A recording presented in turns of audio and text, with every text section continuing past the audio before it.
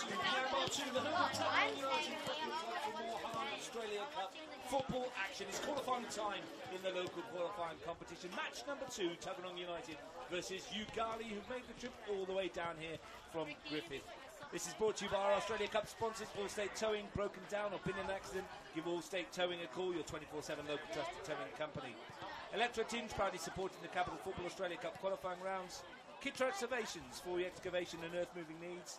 Deakin Club, the family-friendly football club. Rhythm of Snowsports, Ignite the Stoke. Canberra PC Repair, IT support when you need it most. LJ Hooker for your real estate needs, contract Lukas at LJ Hooker. And Xela Constructions, commercial builders, proudly supporting grassroots football. My name's Russ Gibbs, looking forward to taking you through the next 90 minutes plus of action. And joining me, very special guest commentator tonight and a friend of mine as well, I'm proud to say, former Socceroo, Andy Burnell. Andy, thanks for joining us. How have you been? I've been great, mate, and really excited about tonight. I've turned up here, the pitch looks great, the lighting's good. You know, night games are always special, and especially an Australia Cup match, you know, a qualifying match for these lads, for, you know, both teams, to have the opportunity to maybe match up against an A-League side at some point, you know, make the semi-finals, quarter-finals, you know, maybe even a final. It's a real big carrot. It's a real big attraction to aim for.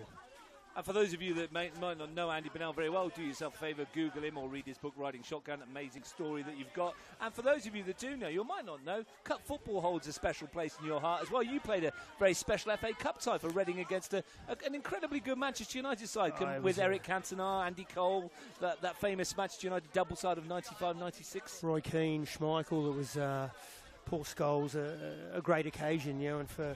You know, at one stage I actually scored a goal in one of the rounds of the English FA Cup, so it's you know, one of very few Australians to have done that. But it was, you know, to play in the English FA Cup competition is very special, and I never had the opportunity to do it here in Australia. But you know, the cup competition here is becoming something very special, and for all these young men out here today, it's an exciting evening.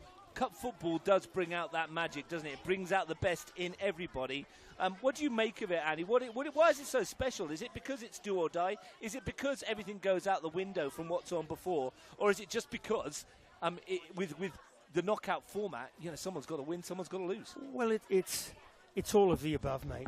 And it's also, you know, in England, it's always, you know, the minnows against the real big dogs, and so that adds that extra excitement. We saw a game last night, Canberra Croatia against Monero, you know, possibly the two top leading teams at the moment in Canberra, and one of them, you know, was victorious, the other one's cup run is dead, and you know, it's one good side is out of the competition, you know, so for me it brings the beauty of the cup, the mystery of the cup, the wonder of the cup brings many exciting things, and hopefully it brings a new hero out here today.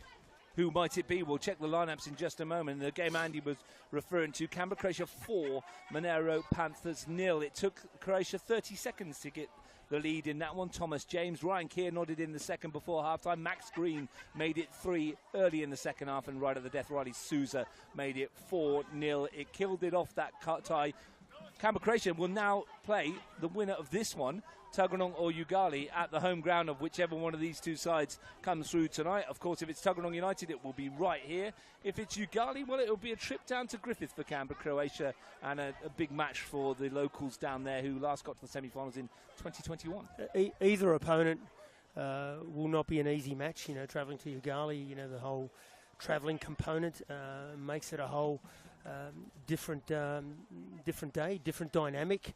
You know, but this, you know, coming to Kambah too, and Tuggeranong's home ground, this is a bit of a fortress for them, Russ, and I like what Mitch is doing here. You know, he's creating a great environment, great culture, and it's a very, you know, the kids are out there on the pitch. And that's now, it, Andy. so, I was going to say, it's the guard of honour that they're forming for the players that will come on and join us very shortly. They've had their kit presentation in front of us. Great to see the next generation of Tuggeranong United talent out there. Plenty of youthful quality. You see, Tuggeranong, they've done it well for a long time, and they're keeping up with that tradition. And, you know, boys that I've represented and managed before, like Cavalieri, like Tom Rogic, were Tuggeranong juniors. You know, I'm helping young Stevie Nealon now, so you know they've you know, it's part of their history and fabric that they give opportunity to good young players. Gave an opportunity to an old player in my car when I came over here. 20 years ago in July it was been since I played for this football club. Very lucky to have some UK pedigree up front for a little while. For a little bit. Yeah. Anyway, let's see what they've got up front today. Mitch Stevens has gone with a 4-1-4-1 with perhaps a couple of surprises for Yoogali. Callum Cook starts in goal as usual. The back four see Daniel Grove and Luke Sakamoto at fullback. Cole Falco and Ewan Peterkin are the centre-back pairing. Josh Pedersen is in front of those in a holding midfield, and then we've got four across a row in front of him, we believe. Luke Stevens on the right, Zach Lawrence on the left. Bevan Foxall comes in for his first game of the season. Sam Walker will float. Up top, Romeo Yambrek, which means that their goal ace, Steve Nealon, is on the bench. Dylan Burkray, Nick Emmanuel, Javier Davis, Steve Nealon, Alessandro Pena, and Jimmy Benevento. Stevie Nealon, and with 5 goals this season, on the bench today as well. Big call that from Mitch Stevens, isn't it? But there's a theory behind it. There's look, you got to go with what Mitch says. He's the boss. So if you're the player, you go with that decision. I don't know the full ins and outs of it. I think there's a higher plan in there, and I'm sure we'll see Stevie today. I would imagine the only reason we wouldn't is if this game is put to bed if they're 3 or 4 up. That's correct. I think there's a big game coming up on the weekend as well, and Mitch obviously feels that he can maybe lock this game up early and either leave his legs to rest a little bit more, or maybe bring him on, you know, for 30-40 minutes, you know, the second half. So either way, I'm pretty sure we'll see him for a little bit of time tonight. If they need him, he is there. That's the key. Yoogali, well, they've made the long trip from Griffith. Luke Santolin, their head coach, has picked the following team. Micah De Pauli is back in goal. The back four, we think, will be Joey Seo on the right, Chase Donato on the left. We think Isaac Donadell is going to park the Sam Rositi in central defence, which will allow Robert Rimmer to move into midfield at the top of the diamond, or the bottom of the diamond, depending on how you feel about that kind of thing. Josh De Rossi and young Mason Donadell will be in front. There's 3 up top. Danny Reid on the right, Darren Bailey on the left, the Scotsman with bags of energy and goals. And Jace Dotson up front, who scored 3 NPL goals in 4 games and a cup goal. Only 3 on the bench. Another Donadell, young Stefan, is in the group. I understand Ruben Donadell is also come back to the club now, so there's 5 of them floating around in there now. Cade Castle and Ali Alizada. I understand they were going to bring Luke Armanini with them. However, they decided against it, so they will only play with the 3 on the bench. I'm told if there's a problem with the goalkeeper, centre-back Sam Rositi is next in line.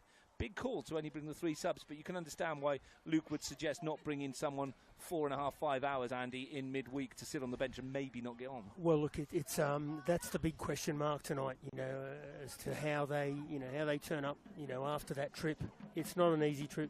You know, from Griffith, how they cope with that, how they freshened up after the weekend. We'll go from there, and you know, that'll be the big factor, I think. You know, especially in the second half. So that's all to be seen. The teams have met 4 times in the NPL, with Tuggeranong United having won 3 of the matches and Yoogali claiming victory in the other. In the matches played here at Kambah, Tuggeranong have kept Yoogali scoreless. They've won 3-0 and 6-0 in matches played. Well, Stevie Nealon got the 2 goals on the weekend in the match, which Tuggeranong won by 2-1. They have met in a cup before, the 2023 Australia Cup qualifying quarter-final this stage in Griffith. Yoogali won that and went to the semi-finals with a 2-0 win. Who will it be tonight? Our match officials are out there. Nathan Shakespeare, heaps of experience in the middle. Thomas Galatli and Harold Spanner are the assistants. Clad in black, the men in black out in the middle taking charge. First thing to say is that this pitch is in great nick. I've had a walk on it. There's no water on it at all. It's drained beautifully after all the rain we've had over the last 24 hours. A couple of patchy parts in that were here. They've got a bit of sand on them, Andy. But in the main, it's very playable and a great night for football. It's perfection, mate. It's a kind of pitch. You'd love to be out there. I'd love to be out there at one of those nights. It's you know, a little soft, but it's a beautiful soft. And for me, tonight is almost you know, the perfect football conditions. Great conditions for a football match. It's a little bit cool in the air. There's no breeze to speak of. It's wonderful conditions, although if you ask the imports for Yoogali, Jace Dotson, Danny Reid and Joey Seo, they've told me it's a bit cold. but they've been used to the temperatures in America. Jace Dotson from Florida, Pensacola, he's probably enjoying the temperatures in Griffith. Come to Canberra, we're like, well, mate, it's not July yet. You wait till you come down here then. Yeah, I'd if I was Mitch, I would have loved to have had the match in July, middle of winter. Give them a little bit more cold. If it's cold, make it colder. It's cold now, exactly. Yeah. I often thought Australia missed a beat down the track. You know, those years playing, they should have played those World Cup qualifiers at 3 o'clock in the afternoon at Alice Springs. Yeah, should have played Scotland in Darwin. Absolutely, made them work for it. Anyway, that's a story for another day. We're ready to go. Dotson over the ball for Yoogali, wherever you're watching around Australia, and particularly those of you that might have tuned in all the way from Griffith. Hope you enjoy what's about to happen. We've got 90 minutes at least. Extra time and penalties potentially on the cards. It's the magic of the cup under the floodlights here midweek in Kambah. What more could you ask for? United in their green and whites. Yoogali in their yellow. Attacking the goal to our left in the first half. Early ball for Danny Reid. I have to tell you as well that there is a match in the Federation Cup quarter-final tonight, 7 o'clock. Sam Watson will take you through Canberra Olympic versus Gungahlin United. Huge game in the women's quarter-finals. Keep an eye on that one as we go. First ball forward and a chase for Romeo Jambrek. And he's going to get there first as well, but couldn't quite keep it in play. Pacey, direct striker, Jambrek. He will be a handful for the defence.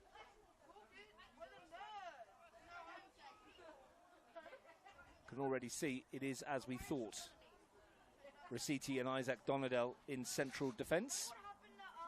Robbie Rimmer a bit further forward, which won't hurt them. Classy player, Rimmer. Huge throw as well to find Dotson. Couldn't get behind Ewan Peterkin. Talking of huge throws, wait till you see Cole Falco. He can launch a ball. You know, I've watched Tuggeranong here a few games this season, Russ, and surprisingly, in a good way, they've played some good football. You know, it's their home ground, it's their fortress. It's going to be a tough night for Yoogali. Whoever wins that midfield, I think, is going to take this match, because there's a lot of ability and talent in both forward lines. Whoever wins that midfield and has the distribution channels and pathways there, I think will take this match. First corner of the match is won by Danny Reid. Chance for Yoogali to sense their tall timber from the back forward. Isaac Donadell and Sam Rossetti, the two central defenders, the obvious targets. Delivery is good into the middle as well. Met by Walker. Jambrek might be able to spring something on the counter for the hosts. Zach Lawrence to turn away. Luke Stevens has been pretty sharp in the first few games of the season, and there's an opportunity already. It's going to come for Jambrek, top of the box, gets his shot away, and Tuggeranong United are in front. Romeo Jambrek picked his spot, and it's taken 3 minutes for Tuggeranong to take the lead. Michael De Pauli was stranded, and the hosts are in front. As I said, a quick break out of midfield, a beautiful, lovely diagonal ball, and the finish was quite exquisite. The first of the season for Jambrek. Picked his spots, took his time. In amongst that, wonderfully unorthodox forward pass from Bevan Foxall's shoulder as well, Andy. Yeah, it was, don't know if he meant it, but if he did, it was a special little Zidane-type touch. And Yoogali, well, the worst possible start for them. But the locals won't care. Something going on over at the benches, man. We're starting. Just about getting underway. Maybe VAR check for handball. Yeah. So Tuggeranong, much like Canberra Croatia last night, off to a flyer. Sam Rossetti to lift it forward. What have they got in response? Dotson looking to force his way through, and it might be a chance. And well, the shot came in from Mason Donadell. It's a good block in the end. Decent response for the men from Griffith. It was an opportunity to get back into the game real quick. Rossetti. Rimmer's ball forward. They're a different outfit this year, Yoogali, to how they were last year. They found their feet at this level, the top flight. They feel like they belong, which is huge mentally, isn't it? Because when they came in at the start of last year, Andy, they could not buy a win. You know, they I haven't seen a lot of them, but you know, they shape looks good. You know, they look quite fit. You know, in terms of running out and the appearance. So we'll see how they get on during the match. But you know, they've it's not easy coming up a division. Yeah, but here they are. You know, and here they are playing in the Australia Cup. A season of learning curve last year, and then this one they've been much better. Here's De Rossi. Can't find a way past. Good defensive work in the end by Bevan Foxall, but he's lost out. Bailey stumbles the ball across. Seo to lift it into the area, and Bailey's there, and it's 1-1. Magnificent header from Darren Bailey. Leapt highest in the area. And it's not taken Yoogali long to get back on terms. A stunning header from their main man up top. Bailey makes it 1 apiece. That was a great cross. It was, Russ, it was a world-class header. It was a fantastic header. Anybody around the world, any great striker around the world would have been happy with that. It was an absolutely fantastic header. Thumped beyond the goalkeeper. Not a chance for Callum Cook. And Darren Bailey's got his team back level within 3 minutes of going behind. Worked with him a little bit when he's at Monero, when I was over there with Frank Casher for a while, and he was one of the leaders then. He was all the armband, but even if he doesn't wear the armband, he's a leader, a fantastic player, a warrior, and he shows up. He shows up. Let me tell you, he shows up. He's up for it tonight, and irrespective of how this game finishes. Mr. Bailey will be in the most valuable player points, I believe. Left back, turned left wing, scoring like a seasoned centre forward. Any centre forward worth their salt would have been proud of a header like that. It was, you know. But spare a thought for the cross. What a cross from, I think it was Joey Seo sent it in. The cross was pinpoint, but the header was Drogba-esque. Stevens finds Grove. United's lead wasn't long. Rossetti leaves it for De Pauli. Just what Yoogali wanted. The instant response. Robert Rimmer. Seo.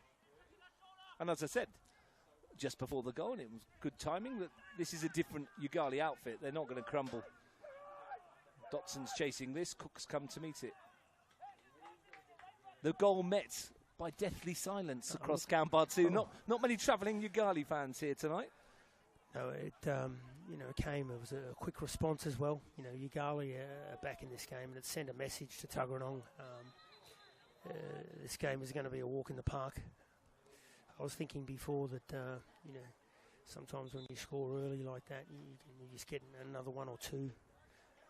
You're 2-3-0 up, it becomes a difficult task. But no, I think that quick response has put everybody on notice at this ground. Whilst there was no noise here, I'd imagine it was a bit more noisier back in Griffith, especially in the Bailey household. They were due a second arrival. I wonder if it's come. There you go. Yeah.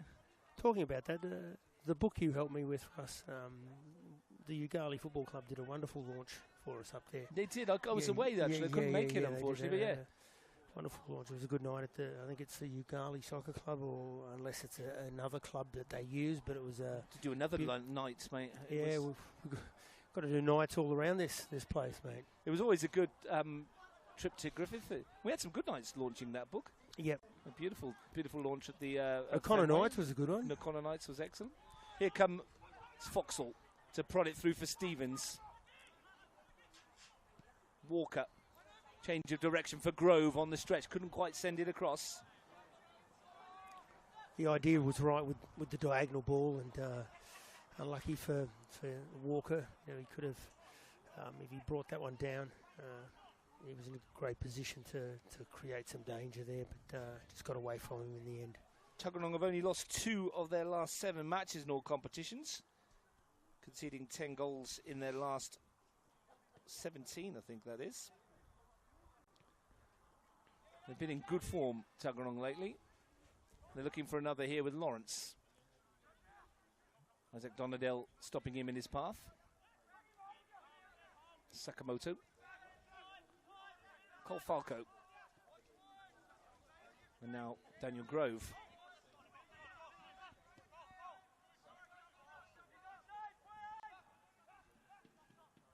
Challenged by Isaac Donnell again. Good strong defending.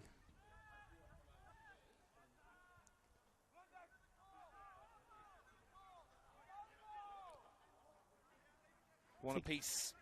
I think it'll take a big effort from those centre halves. In fact, the whole back four for Yoogali tonight. But they're looking quite, besides the early goal that they gave away, they look quite compact and solid. Well, they got here in reasonable time. They've had a fair old stretch. It's always difficult to get the muscles moving after a long trip, but they seem to have shaken off any early torpor.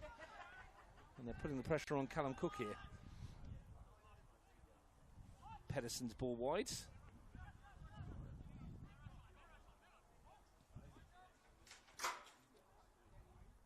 Chance for Danny Reid to use his pace. 2 to aim for in the penalty area. Mason Donnell's peeled away to give him some space, and Reid can send it across. Another good-looking ball and another corner for Yoogali. That's all you got to ask for from your wide men. Beat the defender, cross it dangerously into areas where defenders find it hard to defend, and went for a corner, but it could easily have come off the defender's shin there and into the back of the net. So good football from Yoogali, positive attacking. Mason Donnell into the mixer. Metz at the near post now. Jambrek on his own up against 3. He'll back himself though, Romeo Jambrek. Didn't get much in the way of support. It was slow in coming. And Yoogali can turn it around again, playing with the confidence now that they've got their equalising goal. You might not have seen an awful lot of Yoogali, Andy, but this guy on the ball, Chase Doneto, when he gets forward, he is rapid. Yeah. Should see him go, the left back, when he likes to overlap. Rositi Sio. It's not come down this flank too often in the first half. Everything played in front of the benches. I haven't seen a lot of them, but like I said before, in the earlier commentary, they look compact, they look tidy, they're organised. I know I'm good friends with their coach Luke Santolin, and I know he'd be very thorough with his setup and all his plans and strategies and processes. So here's Reid, and chance for him to have a pop. In the end, doesn't test Callum Cook. Ian Bailey's Darren's dad's tuned in overseas. Has he? Sneakily tuning in. Tells me that baby boy Caleb arrived in the world on the 9th of April. Fantastic. Fantastic. Congratulations to Darren and Kiara on the birth of their second child. There you go. Ewan Peterkin to lift it forward. Bevan Foxall brings it down. Pedersen. Peterkin. Should be Walker's. Not quite accurate enough with his layoff, and then Rimmer has been able to launch an attack, and Tuggeranong have it back though. Josh Pedersen. Zach Lawrence thought he had it and then didn't. Again, I do really think Russ, whoever takes control of that midfield, both defenders can be got at, can be beaten, and whoever wins that battle is going to take this game. At the moment, it's pretty even. Yeah, it could go either way. Canberra, Croatia wait the winners. They might be waiting some time. Tuggeranong with Jambrek. Angles acute. Wins the first set piece of the day for the hosts. And Ewan Peterkin and Cole Falco will make their way up. Nice ball into Romeo there. It's, well defended. And it's gone for a corner. Walker to take. 3 Tuggeranong players in the box, shortly to become 5. With the addition of the 2 centre-backs. Ewan Peterkin. Bit of push and shove, trying to find his place in the box. I was going to say, at this level, set pieces are really important. They're important at all levels, but I find all the NPL football that I watch. Well, let's see what they can do with it. Walker whips to the near post, helped on by Peterkin. Not a bad corner, that. It was a good corner. It was a good flick on, and you don't have to get too clever with these things. Just put them into dangerous dangerous spaces, into dangerous areas where people can get on the end of them. The key is, Andy, at this level, if you've got a player that can drop it everywhere, every corner where you want it every time, they're not playing at this level. Exactly. They're probably going somewhere else. You know, that for me. You so can just get it in there. You can set up one or two corners and get into the right areas, and you will score goals at this level. Here goes Dotson, ricocheted nicely to him. He's got some pace, this lad. And he's got some ability as well. And he's found Mason Donadell. And he'll get a corner up the other end. Jace Dotson's been a great acquisition for them. Where's he come from, Ross? Pensacola, Florida. Okay. Very sunny part of the world. There you go. Luke came and saw me when I was up on the coast and told me about all these recruiting methods and systems. Swung towards the far stick. Walker met it. Rather shanked out to this near side where Luke Stevens loses out. Mason Donadell. They often get a lot of imports through Griffith because they're classed as rural and you can extend your visa by being there. Never known of an import go there and not enjoy themselves. So. Oh, look, I think it's a wonderful happening for a footballer from anywhere around the world to come out and work the rice fields, the fruit farms, the whatever, and play football at the same time. It's you know, many migrants came to this country years ago, you know, in different ways. But here's another beautiful way to come here, play football, work on some farms, get your visas, maybe end up, you know, experience a different culture and a different lifestyle. Bailey's never going back. But that's the problem, isn't it? Most of us get stuck here. We enjoy it so much. Yeah. We're not going anywhere else. We're enjoying this football match so far. One apiece in this quarter-final tie. 16 minutes played. Yoogali having seen Tuggeranong's opener and levelled it through Darren Bailey. Luke Stevens to send it. Jan Brecht's onside here, or is he? No, the flag goes up a little later than scheduled. Marco De Pauli stopped it anyway. It was close. Wasn't much in it, was there? No, either way it was close. And am I right in saying there's no VAR in the Australia Cup? Only me and you, mate. Or is it until you? Just me and you. Yeah. Whatever they want to come. If they want to come to us, we can give them. I say we give them the thumbs up or down, like the old Roman emperors. Or does it? does it happen in the finals or in the round of 32 onwards? I think depending on the venue, I think it might even be a bit later in the tournament. Okay. But if some grounds don't have it in the lower grades, I think he's on there. He was. De Pauli got there first. I think it might just be the final, to be honest. We haven't had a team get past the round of 16 for a long time. Only Canberra Olympic got to the semi-finals many years ago.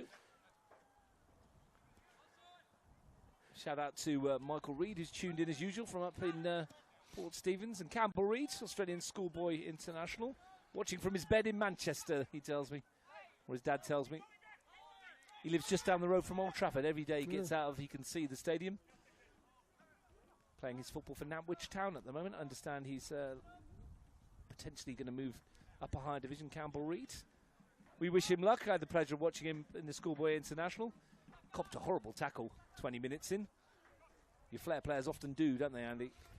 Mate, it's part of the game, and it's part of... you find some of the flair players are immensely strong characters in the end. You know, they do take a lot of heat, and more so back in our day, you know, where there was a lot more was let, you know, go by referees. Yeah. They often gave you a kick early on, didn't they, just to let you know, wondering if you come back for more. Eddie Thompson, the Socceroo coach, used to say to me, first 15, 20 minutes, everything's free. Yeah. And they never got a card for it in the first time. Like Stevens. Donato with the balk on Luke Stevens. Not like the Champions League I was watching this morning when the cards were dished out early doors. Here's Bevan Foxall. Luke Stevens chased Donato with that rapid pace to get back. Couldn't quite get it away from Stevens, who's done well. Drifted past a couple here, to be fair. And Isaac Donadell needs to be careful. Goal kick in the end. Luke Stevens, I spoke to him before, and he's looking really sharp this year. He's lost a couple of kgs, he won't mind us saying, and he's got focused. Yeah, and he looks, the number 7 here in front of us looks fitter than he's looked for a long time, to be honest. And he's causing issues up and down this flank. Lovely ball he put in for Steve Neelan for the opening goal in Solomad on the weekend with the outside of the right boot. Fit and firing Luke Stevens is an extra addition to this Tuggeranong attacking arsenal. Well, it's a whole thing around this league. You know, I think if you've got a good, well-organised team that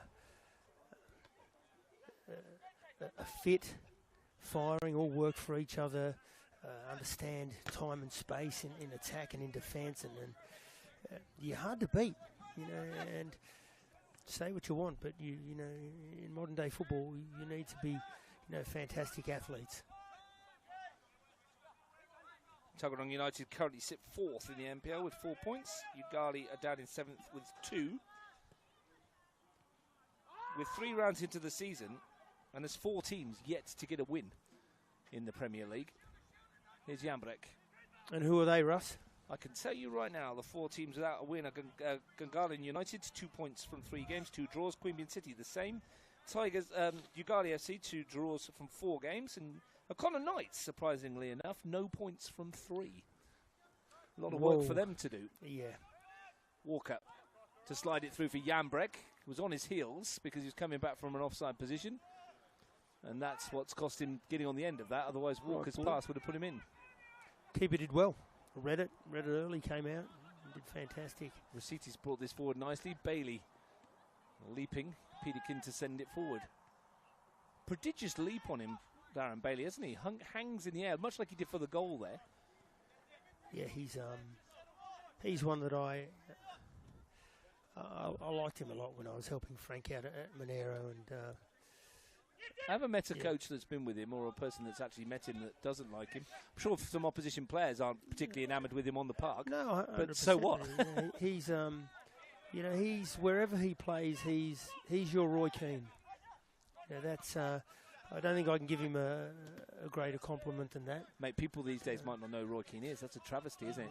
I mean, for those of you who watch Ted Lasso, he's their Roy Kent. Yes. They'll understand that one. They will understand that reference. Luke Stevens, Josh Pedersen, what a series that is. Anyway, Bevan Foxall, what a ball that is. Zach Lawrence is in here. He's got Jambrek in the middle, goes for goal himself. And De Pauli got a piece of it. And in the end, it was scrambled away from Jambrek for stopping him getting a tap in. Donetto can't get past Stevens. Romeo Jambrek looks on a man on a mission today, very sharp.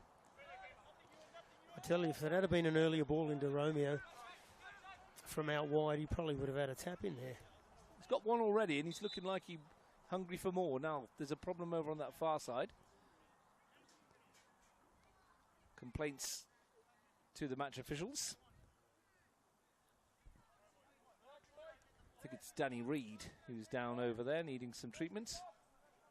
Gives us a chance to remind you that next week there's Cup football. Tuesday night, Brindabella Blues versus Queanbeyan City over at South Jerrabomberra in the quarterfinals. The winners of that will play the winners of Tigers versus Gungahlin, which we will watch as well. I was going to be on that game, I think, next Tuesday, but I think now I have to MC the Canberra United presentation night, which is the same night, so we will find somebody else for that game itself, but I will be back on the game on Wednesday, Tigers versus Gunners. There's Federation Cup action tonight, as I mentioned, 7 o'clock kickoff, and there's also action tomorrow. Thursday, rather, ANU, tomorrow, ANU versus West Canberra Wanderers. So that'll be an entertaining game as well. Is that an NPL 2 clash, Russ? Is that? It's a women's first grade. Okay. Yeah.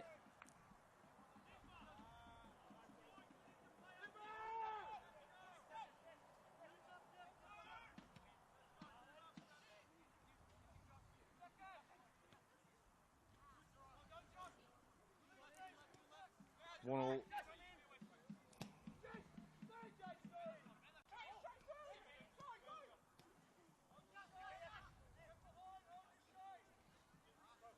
Grove. Loose one, Lawrence.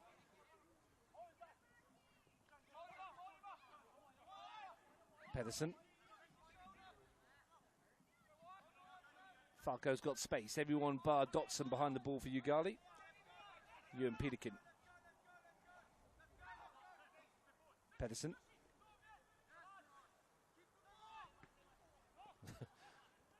ricocheted straight into Rimmer, and it's fallen nicely for Tuggeranong. Stevens, Donetto took it off him. It's been a good battle, that. The right winger against the left back. And free kick goes away of the visitors. It's getting a little scrappy last 5-10 minutes, Russ. Someone in either side has to start grabbing this game by the scruff of the neck, mate, in the midfield, and putting their foot on it and start dictating play, and that's the team that will win this. Plenty of time left for someone to make the decisive move. The benches, we believe, will have a say at some stage.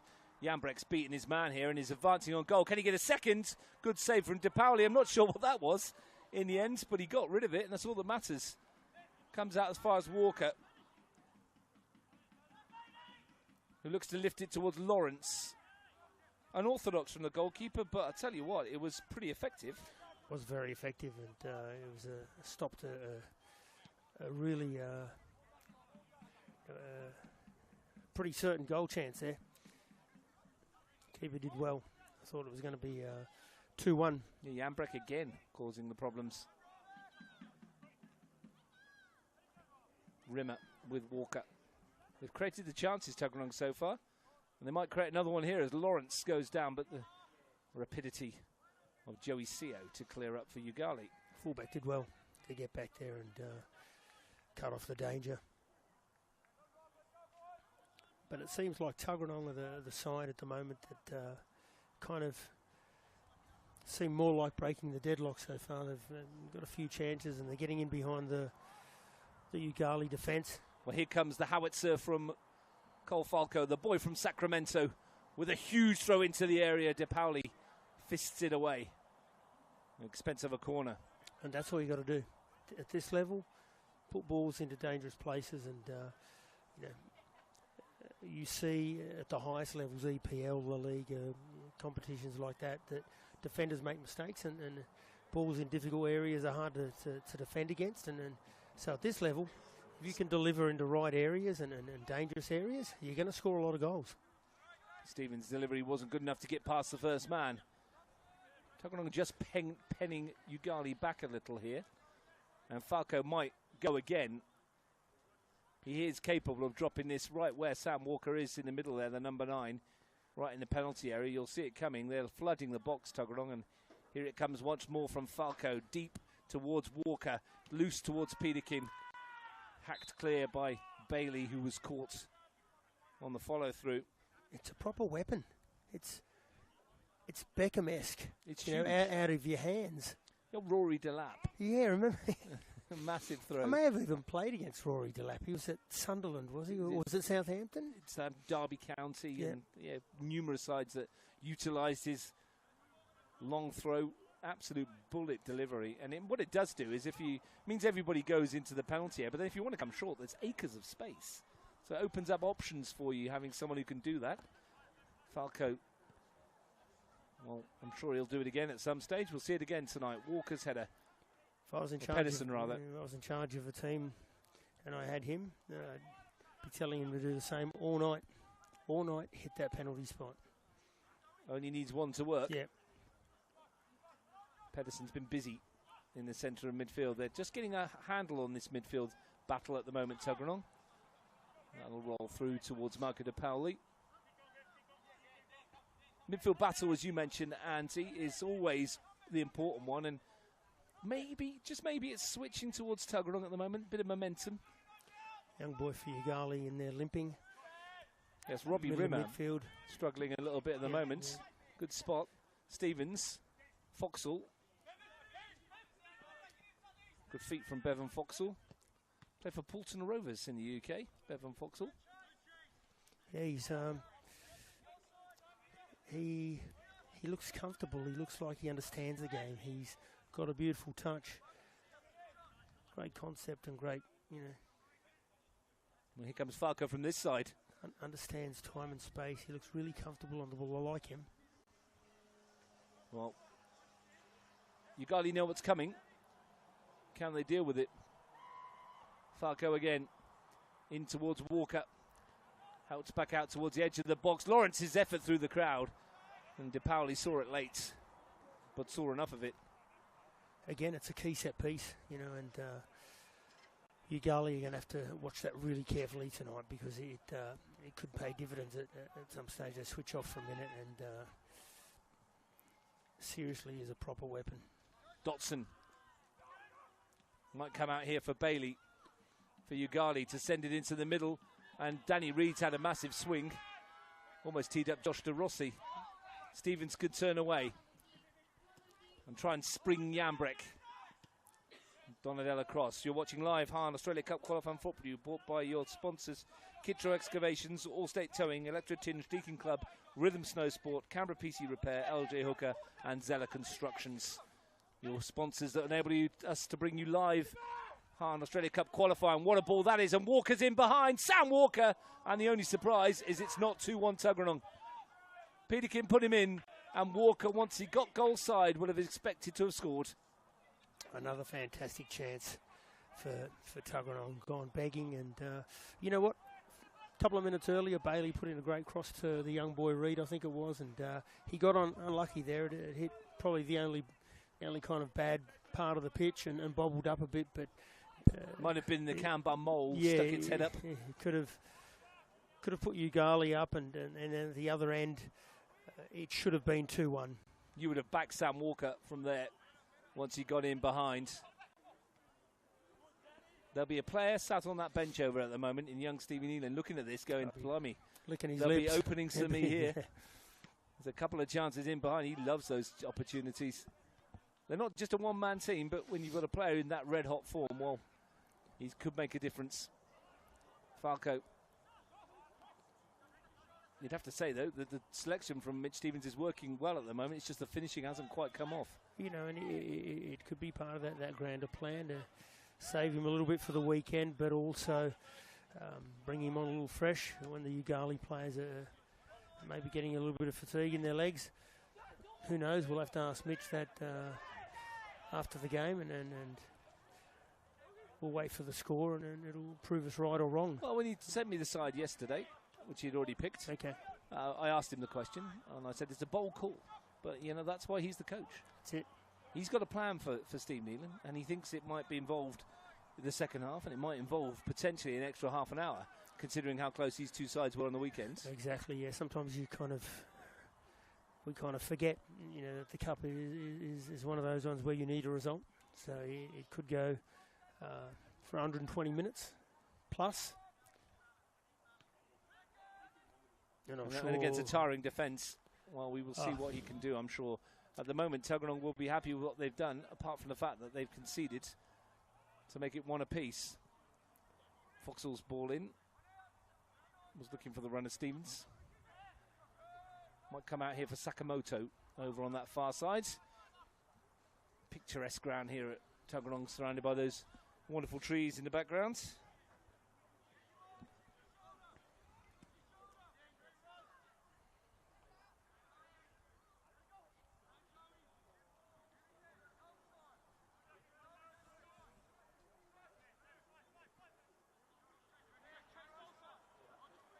Calm before the storm, I think. I do metaphorically, like hopefully not literally. Yeah. I do like that part of the ground, actually, where the trees are. I usually, isn't it? whenever I come and watch matches here, and I'm not commentating alongside you, Russ, I park the car there and stay out of the way. And it's nice to be in amongst the trees. Now here's a chance for Falco again. As good as a corner this will be, and they've flooded the box again, putting the pressure on De Pauli. Falco launches it into the area, and there's Jambrek. Great save. Wonderful stop from De Pauli. I thought that was 2-1. Jambrek didn't quite get the power that Bailey got, but we'll get another chance here perhaps as Falco lines up yet another and launches it deep towards Peterkin, won by Rossetti. And as you said, they're doing it every time now. Why not? It's causing problems. Well, you have to. It's like when Beckham played for Man United. You know, deliver balls into dangerous areas. There's no secret. He was going to do it. It's on the defenders and the defending team, the opposition team, to try and stop it. However you can, and it's not. And that is a very impressive throw. You know, I haven't seen much better around the world. It's not always possible. Luke Stevens jinking. Still got it, Stevens. And here's Jambrek again. Didn't quite find him. He's enjoying himself, Romeo Jambrek, as leading the line in front of that line of, well, 3 it is. It's almost like a 4-2-3-1. You'd say Tuggeranong have had the better of the chances. They've been a second or a half a metre away from maybe being 3-4-1 up. Yeah, they've had their moments. Yeah. That's cup football for you, though, isn't it? You've got to take those chances. We saw it last night with Monero Panthers. We had Michael Piccolo had a glorious chance, which he clipped rather tamely at Sam Brown, and Steve Dominici with that sensational volley, and Brown's wonderful save. And then that moment when it came off of Ryan Keir's head and then off the base of the post and was hacked away, and you're thinking, well, maybe it's not their night. Yeah. And it wasn't to be. Sakamoto. It was a great volley from Dominici. Oh, what a shot that was, and what a save from the goalkeeper. It went at some pace, didn't it? Yep. And one-handed, pushed over the bar from Brown. Wonderful football all around. It would have been a great, great goal. One we would have been looking at for years. That's what Stevie gives you. He gives you that. He's pesky goalkeepers, Andy, ruining moments with wonderful saves. Could have been goal of the year early on, couldn't it? Came off the boot with some velocity and was dipping into that top corner, only for Sam Brown to do what Sam Brown invariably does and keep it out.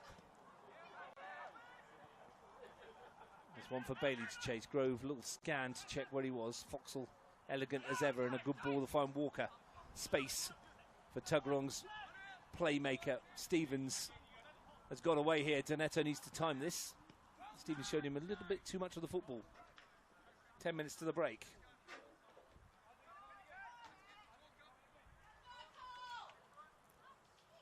Corner or throw in? Doesn't matter with this boy, does it? Doesn't. I think it's a throw. Cole Palmer plays for Chelsea. Cole Falco will take it. And it will be flat, and it will be long, and it will cause problems. Peterkin on the far post is an obvious target. Launched into the near post. Bailey with a really thumping header. Falco to deliver. Comes out for Foxall. Hit from Pedersen. De Rossi, anywhere will do.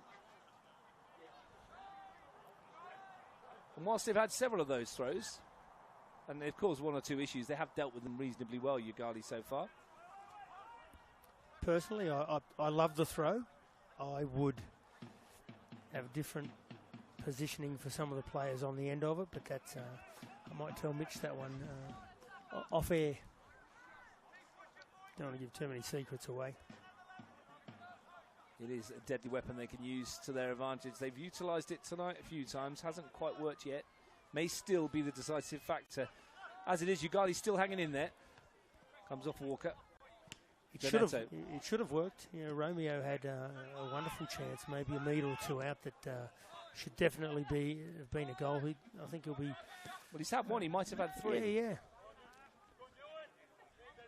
Grove. Bailey across. Stevens.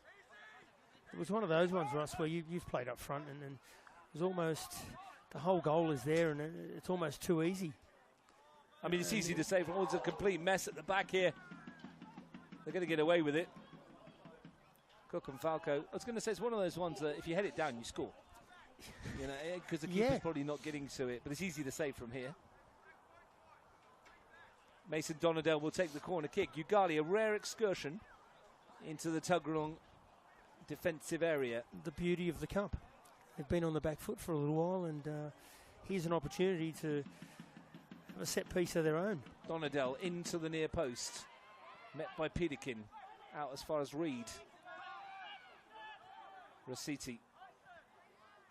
Mason Donadell again. Little drop to change the angle. And now the turnover, and now the break.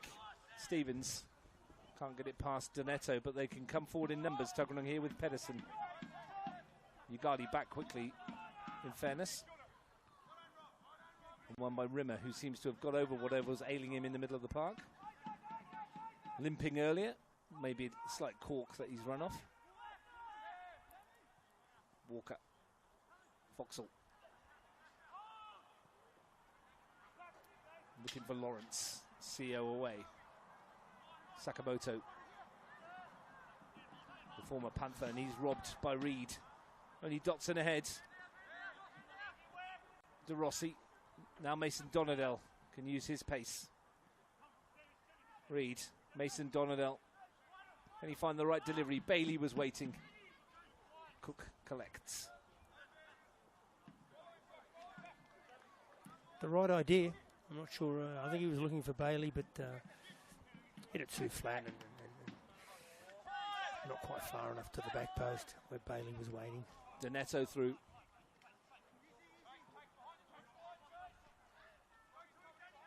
Sakamoto. Falco. Sakamoto steps away and he can bring it forward.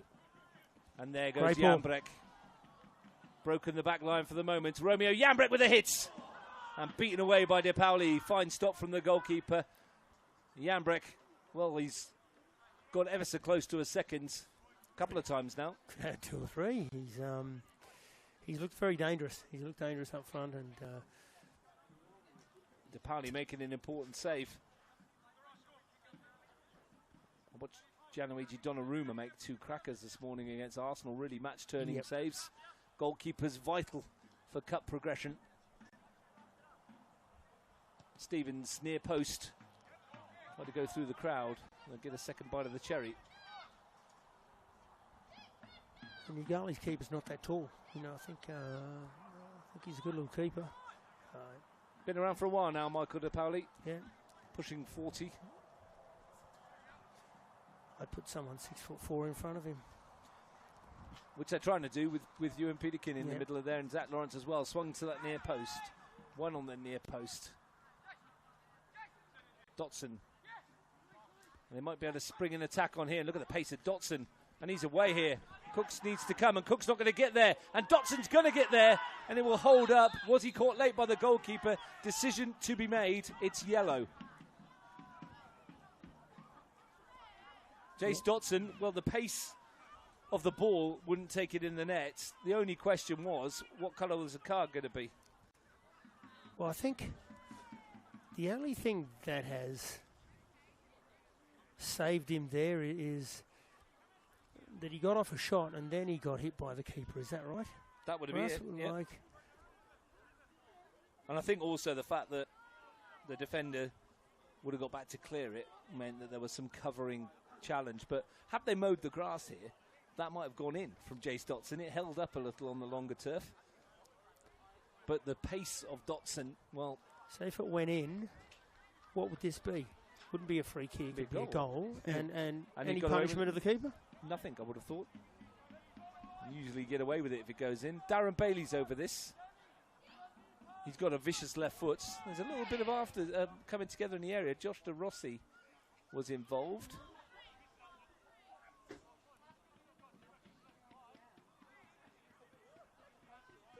Nathan Shakespeare wants to have a chat.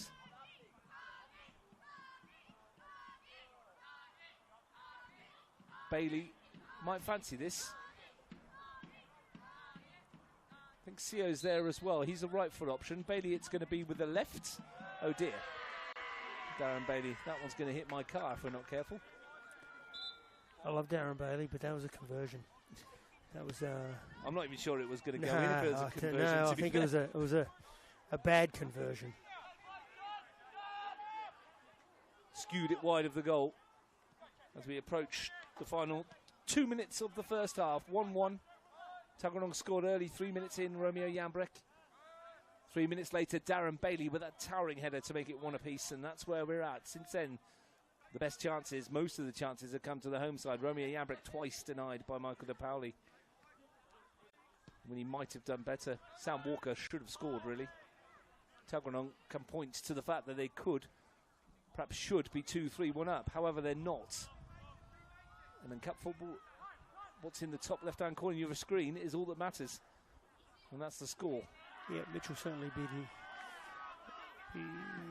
happy with the scoreline so far and the way they're playing and creating chances. But, you know, cup football is you need to take them. It's horrible at times because, you know, they should be up by 2 or 3 goals.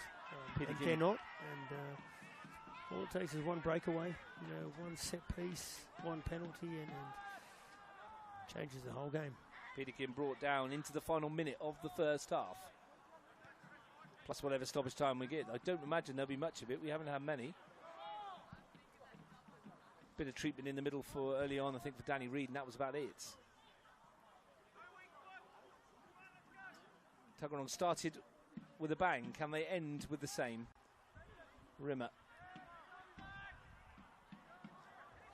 I didn't watch the game that they played on the weekend, Russ. Was it a tight affair? Pretty much like this. Yeah. Early goal for Tuggeranong, equalising goal for Jace Dotson. And Stephen Elam won it with a penalty in the second half. Okay.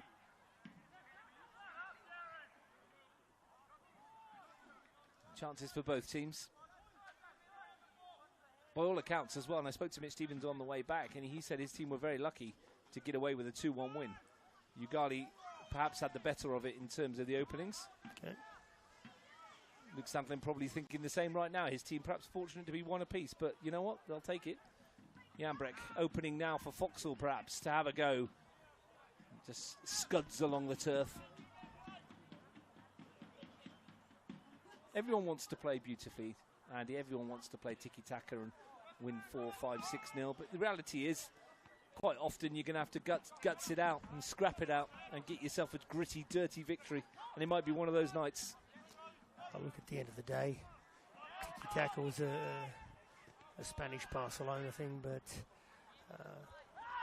I think the days of tiki-taka are dead. And what is tiki-taka anyway? It's keeping the ball. Depends how you keep it. But if you keep it for, like PSG this morning, 26 passes and end up with a ball in the back of the net, job done. Exactly.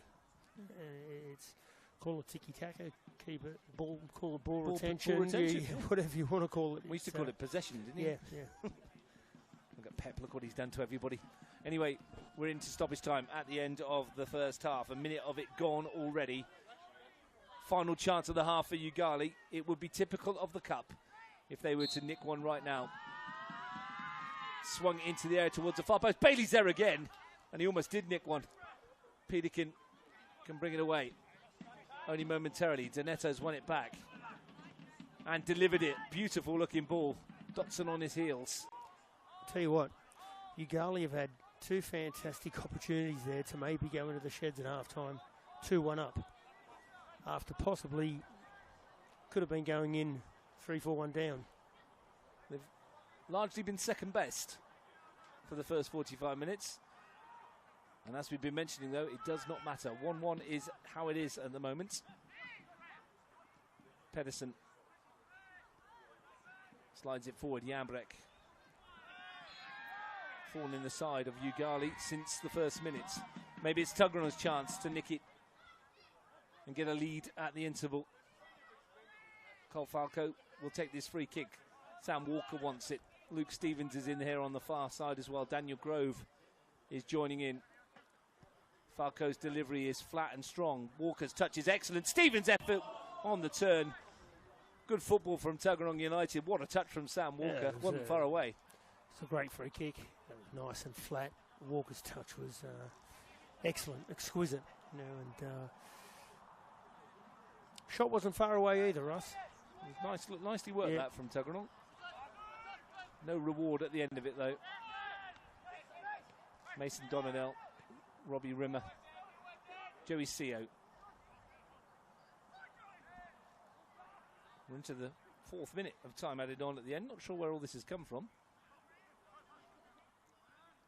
I don't recall there being a very lengthy stoppage. Falco. Foxall. That'll do, says Nathan Shakespeare. Brings us to a close, and a very good first half from both teams. Andy Burnell, honours even, but Tuggeranong United slightly frustrated that they haven't added to their early goal and have been pegged back. They probably had the better of the chances of both teams. Yoogali towards the end of that half were getting back into it a little bit, so it's still a pretty even affair. We could have had 3 goals up one end, and Bailey nearly got on the end of a header there at the end and put in a great cross, and then it could be 5-3, 5-2. It's it is an even match, you know, and I'm not surprised that on the weekend the scoreline was pretty close, and it kind of it's almost setting things up for maybe a Neelan well, there's a Neelan goal scoring masterclass maybe if he comes on. We'll see. There's a promise of much more to come, Andy Burnell, but Tuggeranong United led through Romeo Yambrek after 3 minutes. Darren Bailey's towering header made it one apiece 3 minutes later in the 6 minutes, and that's as we are at the interval here at Kambah 2. Hahn Australia Cup qualifying quarter-final action in the national capital. It's Tuggeranong United 1, Yoogali 1.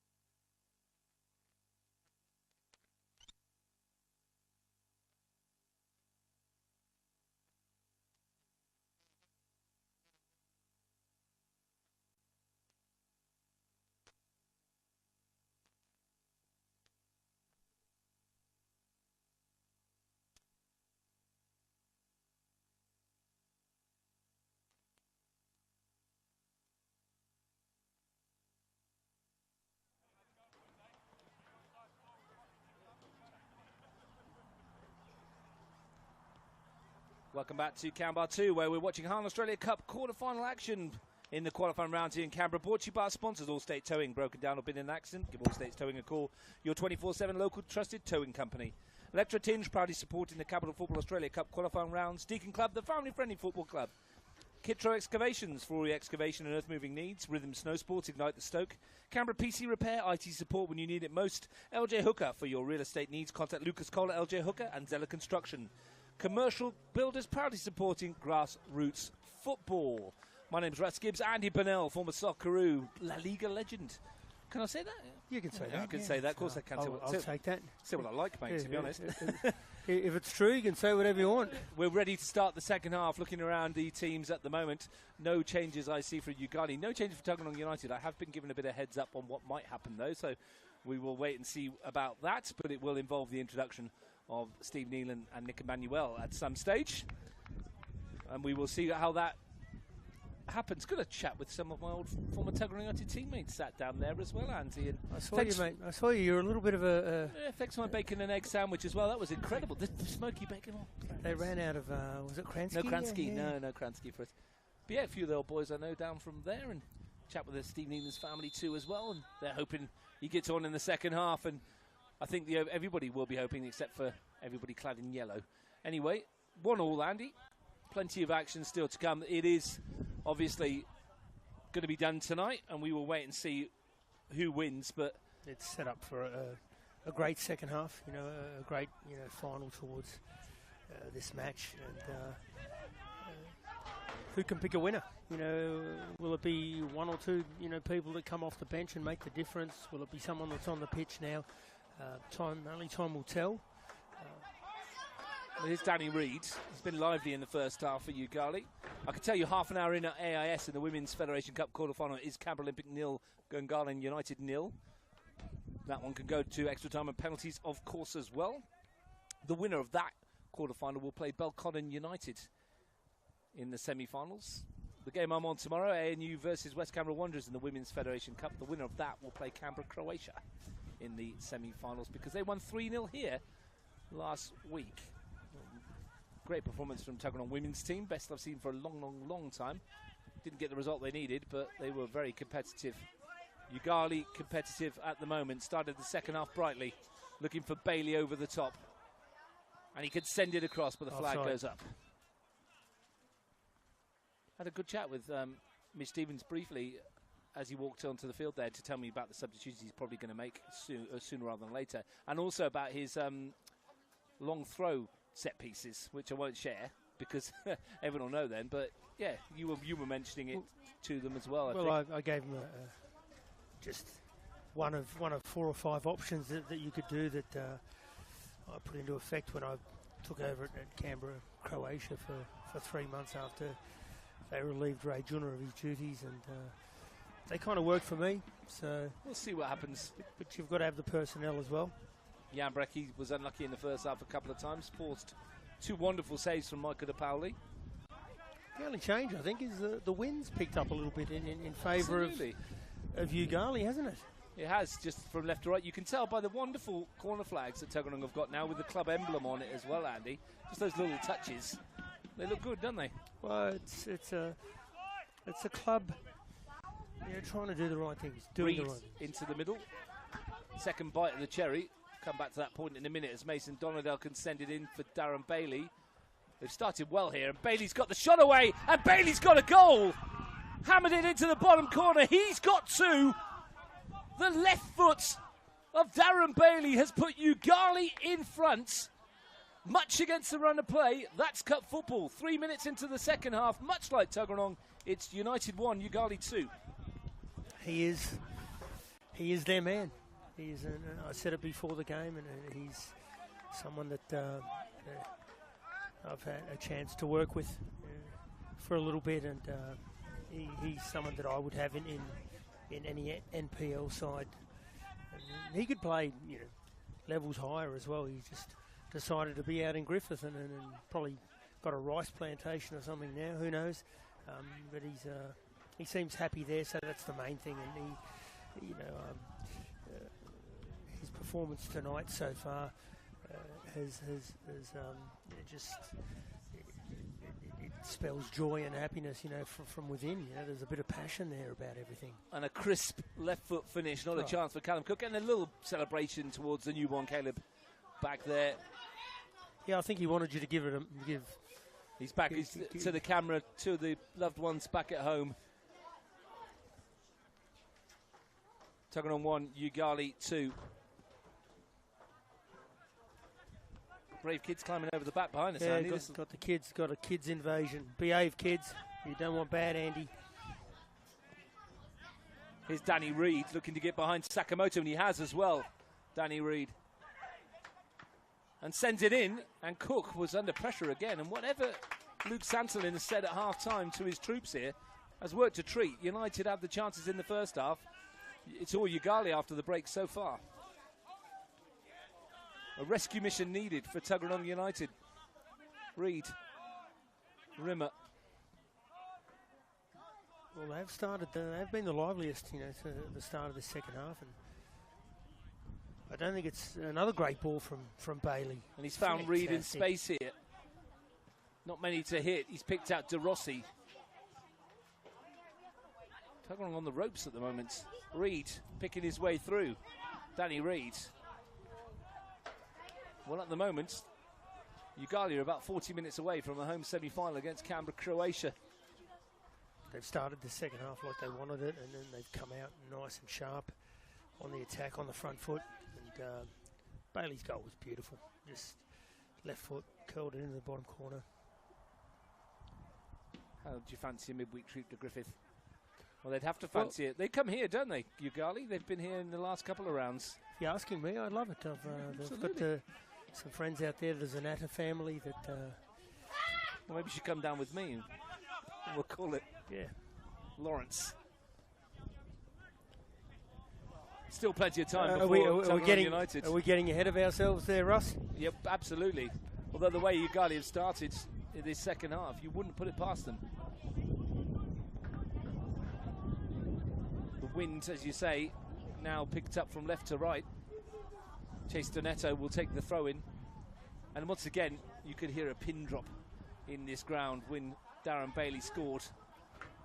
He really does come up trumps on the big occasions. Got himself a grand final goal for Monero Panthers, the winner at Deakin Stadium. When you need a goal, he's the man to go to.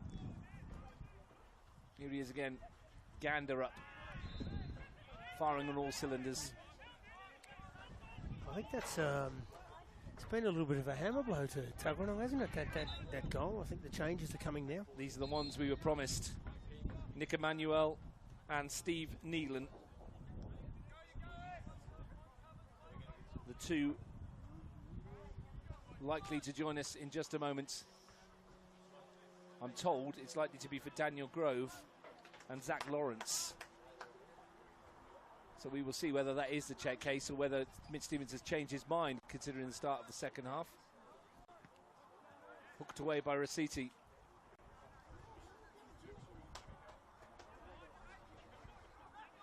Grove with a throw. Walker. Just need to settle here, Tuggeranong. Been shell-shocked by that goal. And Dotson is chasing. Cook to clear it. That's the magic of the Cup, isn't it, Andy? We talked about it at half-time, about the United should have had 2 or 3 goals in the first half, and they've been hit with a sucker punch. Yep, and they've gone to pieces a little bit now. Hopefully the changes for Mitch will turn it around a little bit, because they need something. They're a little shell-shocked, as you said, and Yoogali are playing with confidence and on the ascendancy here. You know, they're working hard. Visibly playing with confidence. Lifted, haven't they? Yeah. And why wouldn't you? You're 2-1 up. Sakamoto. Walker. Lawrence. Falco. That's loose from him. Mason Donadell skipping his way through. Thought about the hit from a moment. Rimmer's going to win this. All of a sudden, the midfield battle being won by those in yellow. Bailey. De Rossi. Bailey. Good effort. Blocked by Peterkin. United can't get hold of it, can they? Tuggeranong on the back foot. I thought Bailey was going to put that in the top corner. It was a Lovely little volley, 1-2 volley that sat up for him, didn't it, Russ? It was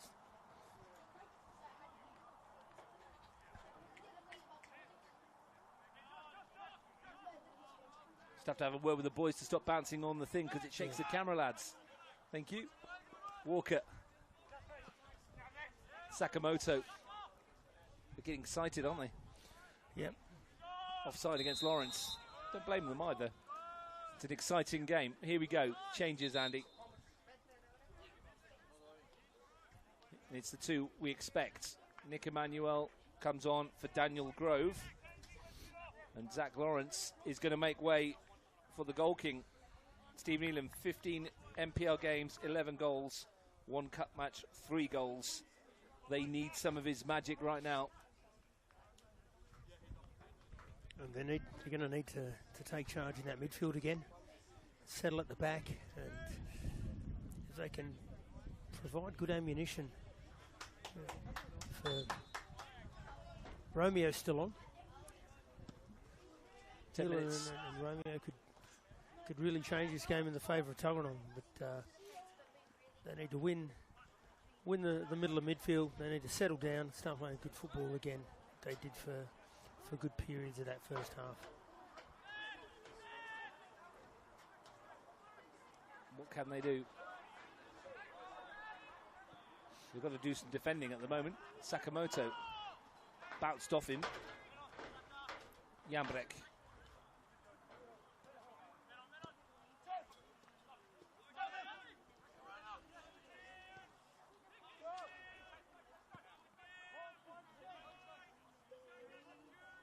Xavi Davis has come on here, and not Nick Emmanuel as we were told.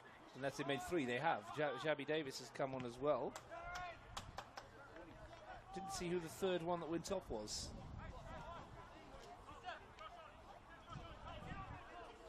We'll figure it out. Might have been Bevan Foxall. So 3 changes for Tuggeranong United. Talk about rolling the dice. Early. Not going to die wanting, are they?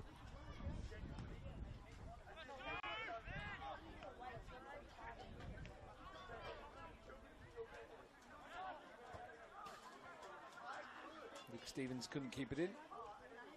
Yeah, Xavi Davis has come on for Foxall, who was good. I thought Bevan Foxall in the middle of the park, by number 12, but Xavi Davis has had a decent season.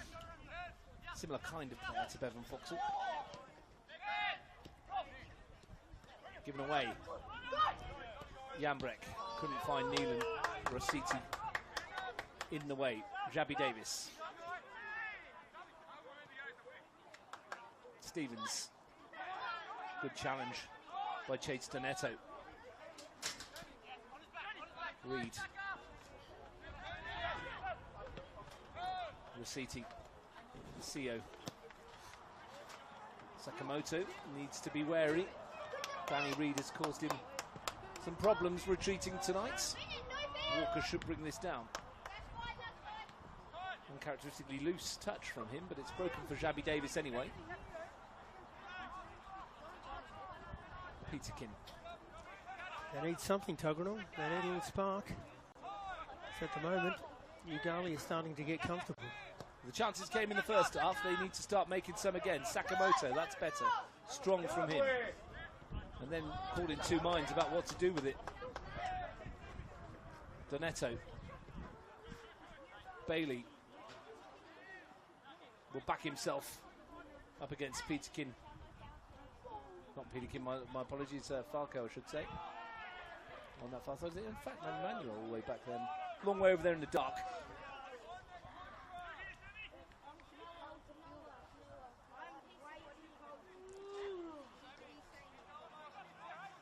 Yoogali, not only sucking the life out of the game, but sucking the life out of the crowd as well, aren't they? It's very quiet here at the moment. Mason Donadell. It is very quiet. That's what they need to do, isn't it, when you go away from home? Can Tuggeranong spark themselves back into life? Walker. Jambrek. Pedersen.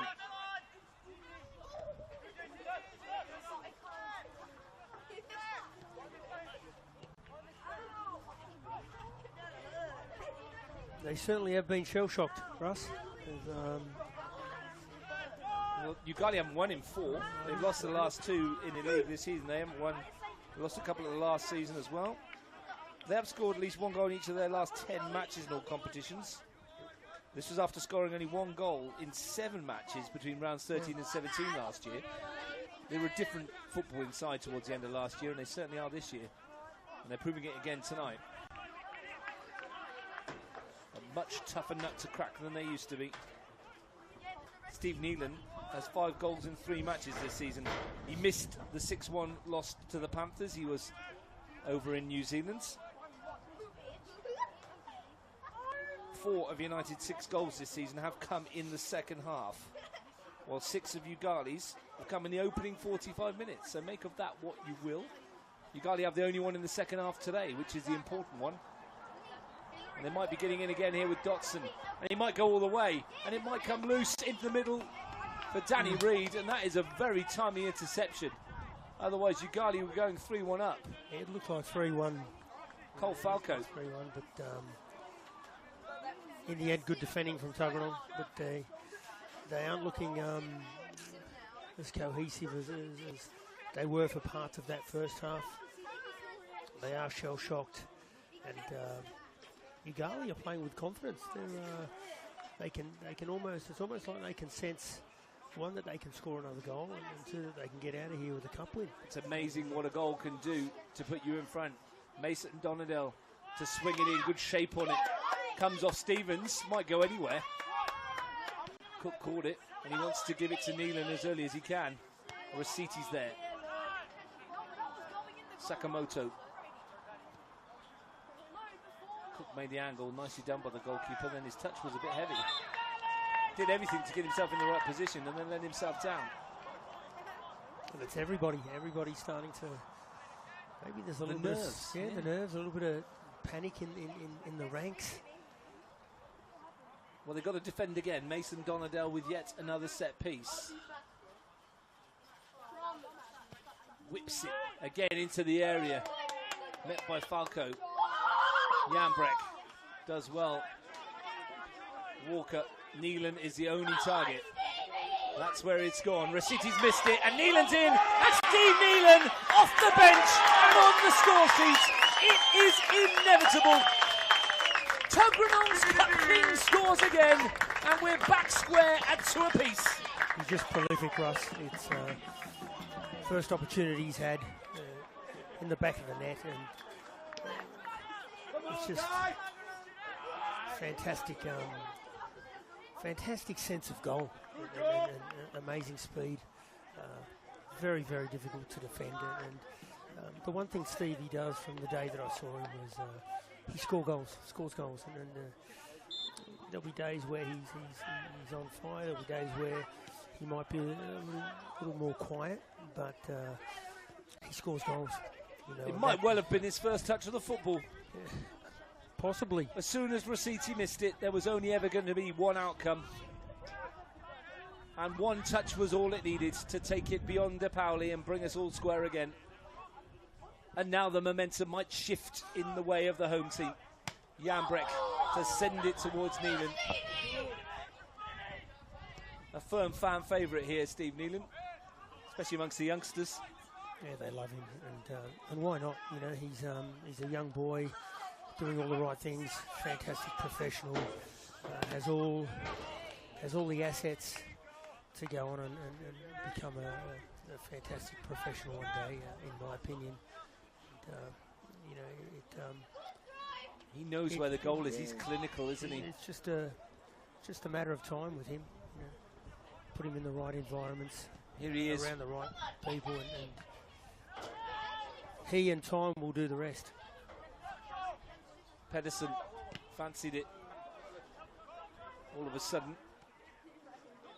it feels like it's Tuggeranong's to win when we're all square again. It's a good cup tie, this. Enjoying this one. Well, he scored a similar one on the weekend, didn't he? I think it was a through ball, and got there before the keeper, I think. Yeah, got a bit of fortune with the bounce, but as you do, that's what happens sometimes. Half-time at the AIS. Canberra 0, Gungahlin United 0. That one feels like it might be going the distance as well for Sam Watson on commentary. Sakamoto, Neelan, flag stays down. Loves to run at defenders and get past defenders. And it might come for Walker. Still Sam Walker. Got it stuck under his feet. And now Bailey, with this warrior on the park there, you wouldn't bet against Yoogali nicking it. Might be in for the long haul, Andy. We might be. And you know, the more they can get the ball to Steve Neelan, the greater the chance Tuggeranong have got of taking this match. You know, he not only scores goals, but privately we've been working on him on getting in areas a little bit wide as well, where he can slow it down a bit and then use his speed to really destroy fullbacks. You know, there's one thing in football that, you know, money can't really buy pace, and if you've got pace and top level speed, you're a dangerous asset. It's a good tackle that by Pennisel and Mason Donadell. I was talking to Ian Worthington about this the other day, a left back of some repute himself, played for Stockport County and in America for an MLS team. And I was talking about what defenders hate, and the one thing they really do hate is pace. And they've got that in abundance up top now, Tuggeranong. But Yoogali are still in this. It's 2-2. We've played 20 minutes of the second half. It's been a cracking second half at the moment, brought to you by our Australia Cup sponsors, Allstate Towing, Electro Tinj, Deakin Club, Kitro Excavations, Rhythm Snowsports, Canberra PC Repair, LJ Hooker and Xela Construction.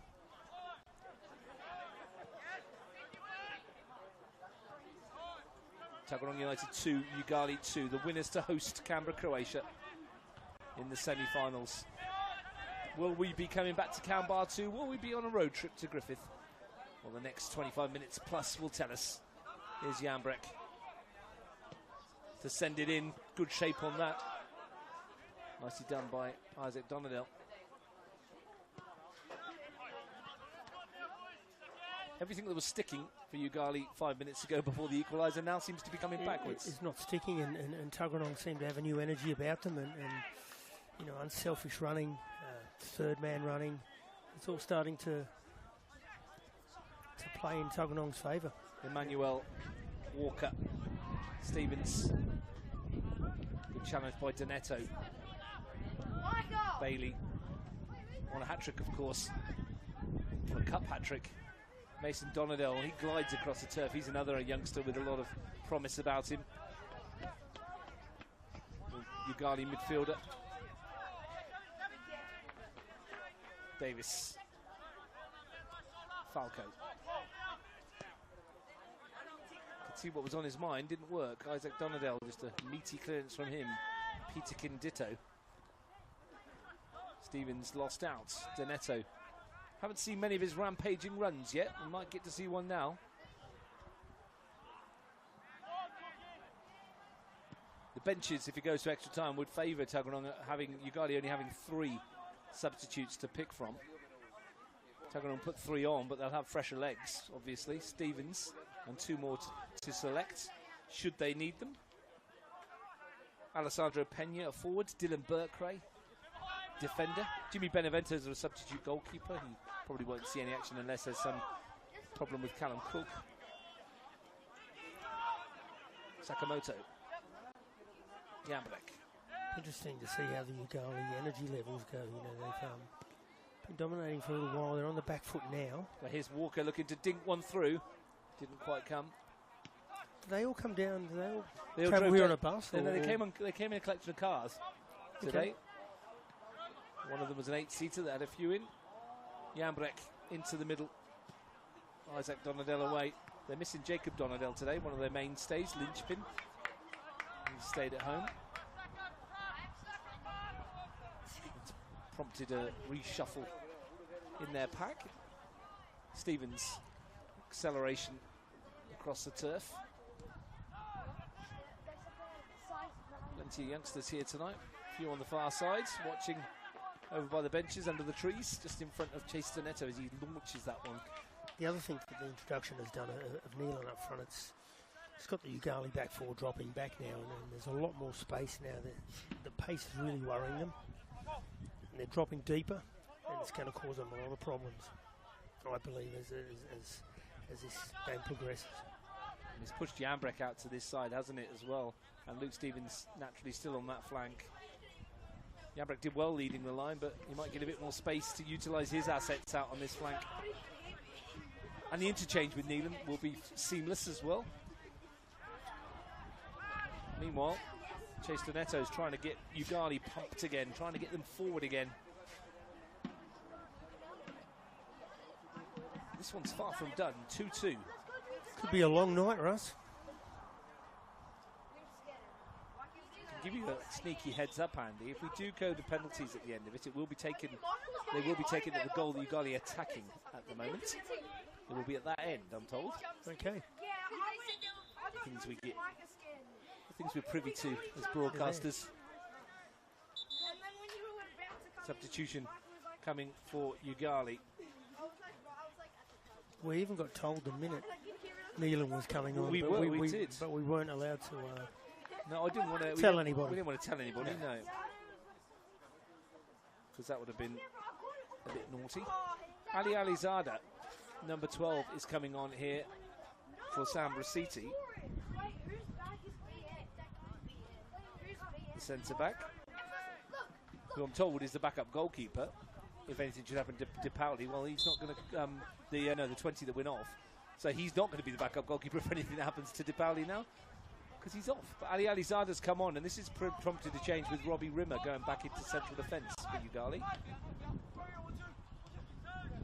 He's got a bit of pace about him as well. I wonder if this is to nullify the threat of Neelan's pace with Robert Rimmer going back to follow him. We will see. Falco, Neelan.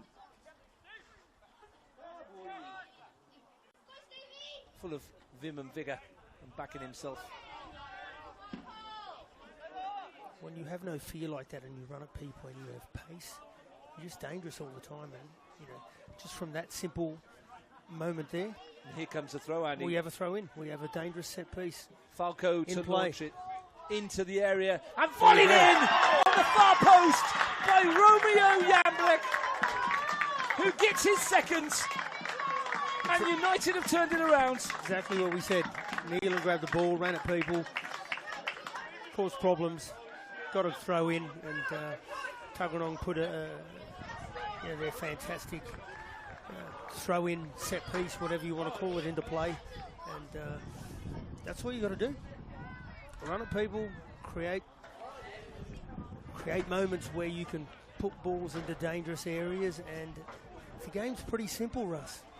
And with 18 minutes to go, Tuggeranong might well have booked themselves a semi-final place. Plenty of time to go, but Jambrek on the score sheet for the second time, with the harder of the three chances that he's had since he scored, quite possibly. But Falco's throw was the instigator again. It caused problems, and Jambrek, well, that was a tidy finish. Oh, look, it was, and you know what? He's deserved a goal or two or three tonight, and he may be in line for another one. Who knows how this game's going to end up? But it certainly has swung back into Tuggeranong's favour with the changes. Topsy-turvy cup tie. Back in Tuggeranong's favour. Yoogali need to dig deep themselves again, find something from that reservoir of energy that they've still got left. Alizada. Sakamoto's challenge.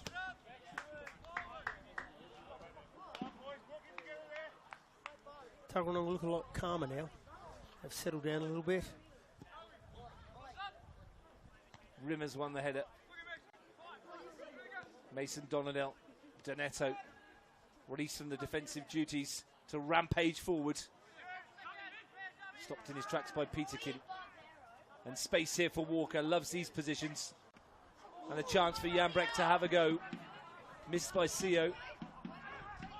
Romeo Jambrek fancied it. Why not if he's on a treble? Meanwhile, here's Dotson. He's quick as well.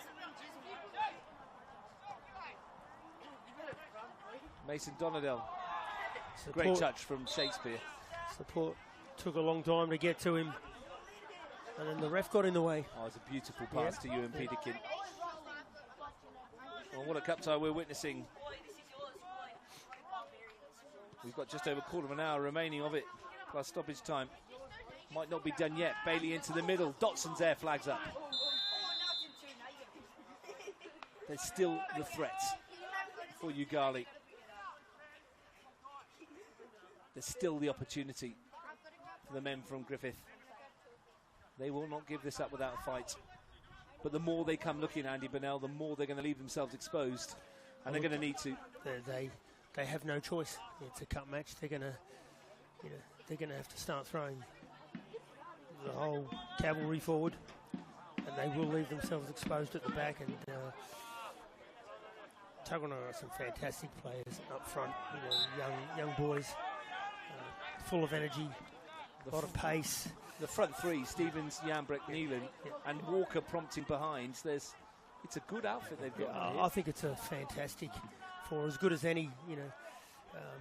There are teams that are considered, more kind of a greater stature in the league, whatever. But I'll tell you what, I'd go with Tuggeranong's front four any day. I really like the boys a lot. Walker's delivery. Falcons won the header. It's loose in front of goal, but it was went wide. I'm not sure who got it. In fact, it was Emmanuel. My apologies to Nick Emmanuel, who may have won that on the far post. It's a corner for Tuggeranong. Might have come off of De Pauli last. This is where Yoogali need to switch on as well. They can't afford that. If they concede another one, that's it. That's good night. That's back on the road to Griffith. Walker to take.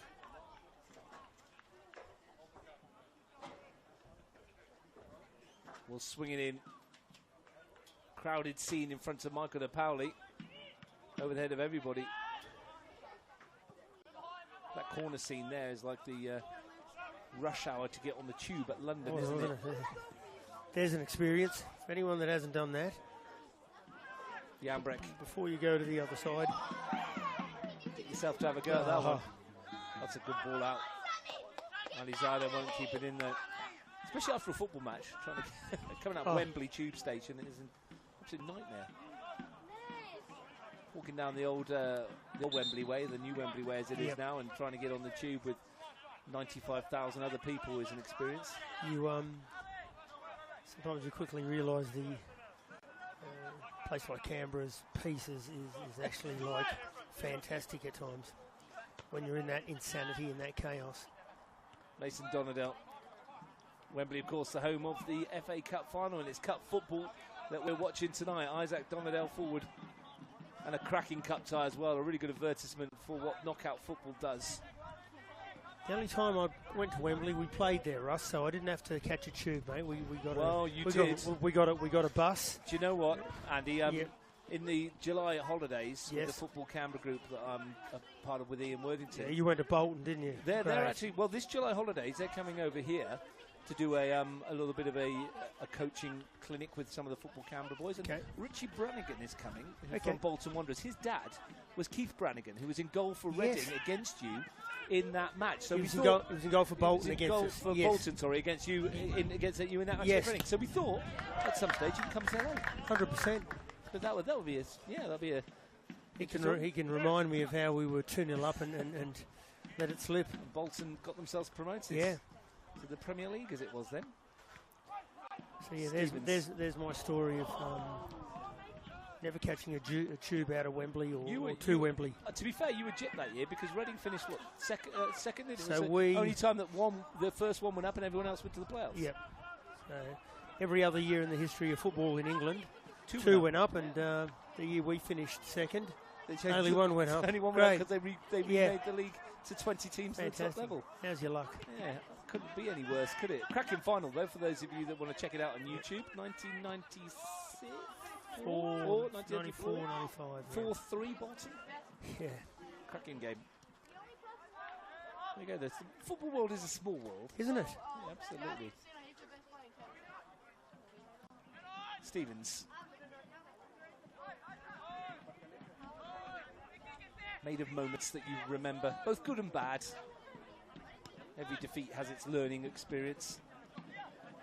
De Rossi. Mason Donadell. I think we'll get back to this game. Yeah, break might be on here for Jambrecht. Look at the room for Stevens. Finds him nicely. Wants a return as well, Romeo Jambrecht. They've worked this nicely, Tuggeranong. Couldn't quite get it past. Good defending in the end.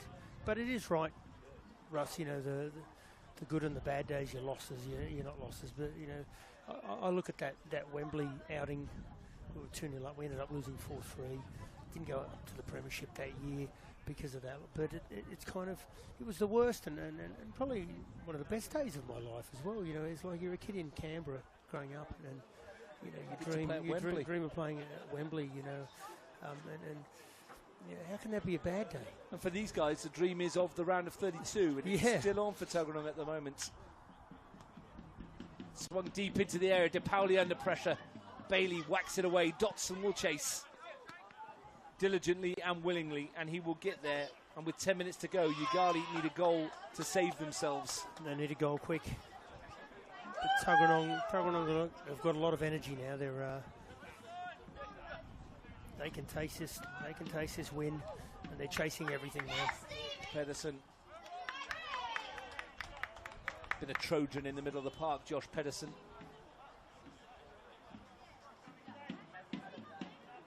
Him alongside Jabby Davis, two former Canberra Olympic players who could not get in a Canberra Olympic team for some reason. The youngsters, and here they are, shining. Falco with the latest throw, and again, the last one created a goal. What's he got this time? It's huge again. Walker was the target this time, didn't quite come off, but here's Reed. 3 ahead of him in yellow. Dotson's one, and his touch was a tired touch. And Tuggeranong can bring it with Stevens. Davis found him. Stevens has been bundled off it. Emmanuel. Talk about pace, he's quite rapid as well, Nick Emmanuel, and he's very direct as well. And he's still going, Nick Emmanuel. Oh my word, that is something. Nick Emmanuel with a solo goal of the highest quality, and it might be the one that takes Tuggeranong to the semi-finals. They've got a 2-goal cushion with 9 minutes to play. Nick Emmanuel off the bench on the score sheet, 4-2. He just kept going and going and going and went through tackles. He would have got through a bulldozer if it was positioned there. He just seemed to go through everything and tackles and finally put the ball into the back of the net, and a wonderful reward for a wonderful effort. Powerful, direct, and straight to the point. And when he got in and needed a finish, he found the right one. The little stab underneath De Pauli, and it might be the one that breaks Yoogali. Well, as we said earlier on, you know, Mitch had a plan. Right now, he looks like the master coach has kind of been pretty spot on with the plan that he had. There would have been a spell at 2-1 for a while where he was perhaps counter-thinking his choices. Yeah. But it's all turned out for him well. And that goal from Nick Emmanuel, priceless example of just not giving up, just direct running. It's all right to go for goal. The boys are chasing back. You know, there's not a player on the pitch for Tuggeranong that isn't putting in a shift, and you know. Isaac Donadell. Delivery into the middle. Bailey still won't give this one up. I tell you what, that reminded me an awful lot, being a United fan from back in the days. Remember Andrei Kanchelskis? Yes, I do. Just pace and directness. Very much similar to that, wasn't it? I'm pretty sure he was a Ukrainian or Russian international. Yeah. Ukrainian, I believe. He played for both. Yes. He's born in Ukraine. Played for Russia before the independence break, but yeah, very direct runner. Fantastic player. That's the end of Luke Stevens' night. He's been in good form tonight. Before I forget, I did mention to the Olympic hierarchy the other day about the boys that were here that used to play for. I think I didn't get much conversation out of them. I think there was more embarrassment than anything else. Some you win, some you lose. Alessandro Pena on for Luke Stevens. Some players just perform better at other clubs. Just doesn't work out for them for whatever reason. And these two have found themselves at home here and seem to be doing very well in Mitch Stevens' Tuggeranong outfit. Canberra Olympic themselves are doing all right in the CPL. They've started sharply. They earned themselves a point with 10 men on the weekend against Belconnen. Anthony Timotheo from the penalty spots. Here's Mason Donadell. Yoogali won't give this one up. They will keep fighting to the end. It's just what they're made of. Bailey on the turn. Great block, Sakamoto. If they are to harbour any ambitions, though, they need to score soon. Reed dancing his way past a couple. Well, Bailey's moved further forward. He's almost playing as a 10 now. False 9, 10. He's staying up there. Well, they may as well throw the proverbial kitchen sink at this. They may as well lose 5-2 as 4-2 because they need 2 to send this to extra time. Someone asked me what the prediction was at half-time. I said 4-all. But then I always say 4-all. Tuggeranong got their 4. They might get 5. Jambrek. He'll go at them. Rimmer stood up strong. Sakamoto from left back putting the pressure on. He's done well there, Luke Sakamoto. He's had a great season, Luke, as well. I've come out here to Kambah to watch Mitch's side a few times this season, and I've been really impressed. You know, it's a young side, a lot of energy. They work together, they're compact, they're difficult to beat. Guess what's coming? Cole Falco. On the throw, there you go. And it's going to go right where we expect it's going to go. Won by Sakamoto this throw. Falco to launch it again into the danger area again. The wind caught it as well, and they've got themselves a corner. It just creates havoc. It's actually... People might watch it at home and go, it's not football, but it is football. It is football. It's part of the game. It's football. It's a throw-in. If you can't deal with it, unlucky. And as you say, if you can't deal with it, you do it every time. They've got themselves a corner kick. Walker will take it. United edging their way to a home semi-final. 5 minutes to play. This place will be buzzing for a home semi-final against Canberra, Croatia. Won't it? You'd hope so. Walker to send it in. Might come out for Neelan. Clipped forward by De Rossi.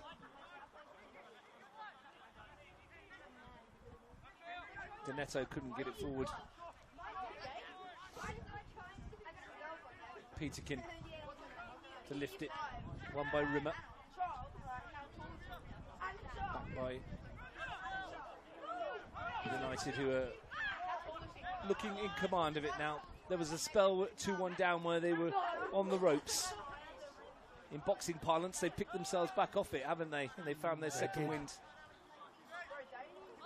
But here come Chase Donetto. He is quick, and Bailey might get on the end of this. It's not a bad delivery, but it's going to shape away from everybody in yellow. You know, they haven't given up Yoogali. They're still going, you know. It's but it just hasn't happened for them tonight. And they're back here on the weekend as well. And they play Monero Panthers on Sunday. Doesn't get any easier, does it? That's another, you know, Monero will be wanting to make amends for the little spanking they got at the hands of Canberra, Croatia. So for Tuggeranong, it's Tigers.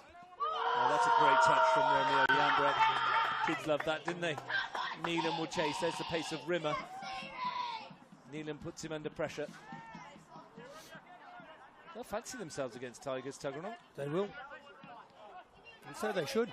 They should fancy themselves against anybody. Jabby Davis clips it forward. Come off Rimmer. 2.5 minutes to play. Donetto. Still going, Chase Donetto. Great defending. Well done by Emmanuel. Pena. And Peterkin, the old head, sends it forward. One back by Jabby Davis. Rimmer. Yoogali need the ball, and Tuggeranong have got it. Cook. Another searching pass.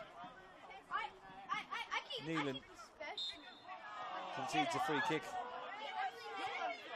That's his physicality we're talking about there. Really soft, that free kick, but and Steve needs to do more of that. He needs to. It's one thing that we're working on his game. He's got a lot of assets. I'd like him to get a little stronger in the the dual physicality parts of his game.